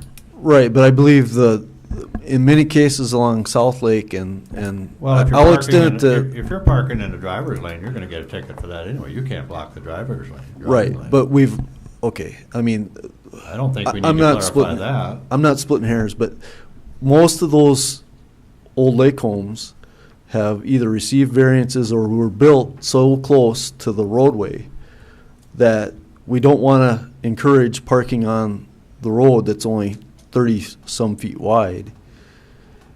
So that was the focus. I mean, I get it, but so many of those garages are so close to the roadway that you're only going to be able to limited space to park, and you shouldn't park on the roadway, right? So your intent was so the rear end of a car wasn't hanging in the driving lane, not that when they parallel park on the road that Correct. it was inhibiting that. Right. Is there a way we can wordsmith it that way? I don't know. I mean, we can strike it and bring it back at another time. I'm going to use Mark, you as an example again. If I want to go visit Mark and he doesn't have his car sitting on his driveway, I can pull over to the side and park on the street. I'm off the street, but I'm parked on his driveway because there's room there. Now, if his car or 2 cars are sitting back down his garage door, no, I can't park on the street there because there's no room anymore. But we have to be careful how we word this so we just don't eliminate all parking on any of those lake roads. And in that example, could you park with the wording, can you park on, in my case, on the south side of the road, on the shoulder of the road, as long as you're off the road? Is that legal then, or? Right, well, not the way it was, apparently. I really think you're going to need Lee's input on this because he was a big part of how this came about. I don't think you'd see a lot of opposition if the intention is to eliminate parking on roads, if that's the intention, which Ken kind of said he thought it might be. Just from a purely legal perspective, the thought about, where one can park, obviously your right-of-way is going to be wider than the traveled route or the surfaced route specific for roads. Generally speaking, the extent of the right-of-way is supposed to be for drainage purposes, for parking, but the traveled route is the traveled route.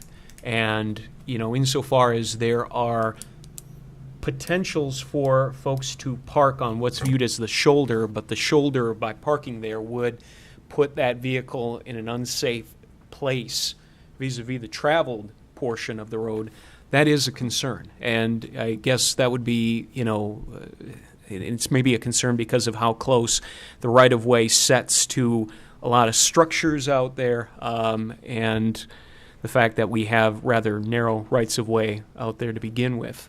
So, I mean, it is something of a witch's brew in terms of house placement, garage placement, lots, and the width of the right-of-way out there. I think it's fair. So yeah, and you have to balance those concerns. And back to that fog line, and I think a lot of places along South Lake Drive in particular, the property line is almost the same as the fog line. I mean, there is no remaining boulevard right away, whatever you want to call it, between the roadway and the house, or only enough to fit one car in there. And the idea was we don't want something that's a truck and a boat parked along there and have 4 feet of the boat sticking out in the street. That was Isn't how the there discussion some kind came of an out. ordinance now or a law that says you can't park and block a driving lane? I mean, do we need to? Well, that's what the attempt on the white, I mean, the description of the fog line was to try to define what the traveled lane was. The city stripes collector routes, but the city does not stripe local streets. So collector routes have a fog line, and they have busy traffic because they're collector routes. And so it would be more important to not park over a fog line on a collector street because it's more impediment. So- But a local street where people are just driving slowly, you know, that's not generally seen as a problem to have narrow spots where you gotta slow down. Maybe if there's 2 cars coming. When someone's having a party, nobody complains. There's people parked along the street. It's not a big deal. So to clarify, Ms. Karen, That's that's what we're getting at here, and I think we've come to something of a consensus here, because the way 180101 reads is, for residential areas adjacent to Lake Kempesca or Lake Pelican, no motor vehicle or other vehicle shall be parked within 3 feet of the white fog line painted on the road. So it would apply to the collector streets with the white fog lines. It would not apply to the local Right. streets And without. then, but then the definitions, so you gotta That's- fix the definition. that's where the That was my recommendation point. came That I don't think that definition intended, where it said where you don't have a fog line, Mhm. use the edge of the pavement. Mhm. That would mean I can't park in front of my house on the street because It seems like a very reasonable thing to fix. Yeah. Yeah, not a problem. Thank you. Anyone else speak in the public hearing? Seeing none, I'll close the. Wait, one more comment. Come on back. As long as You've waited this long, you get to talk.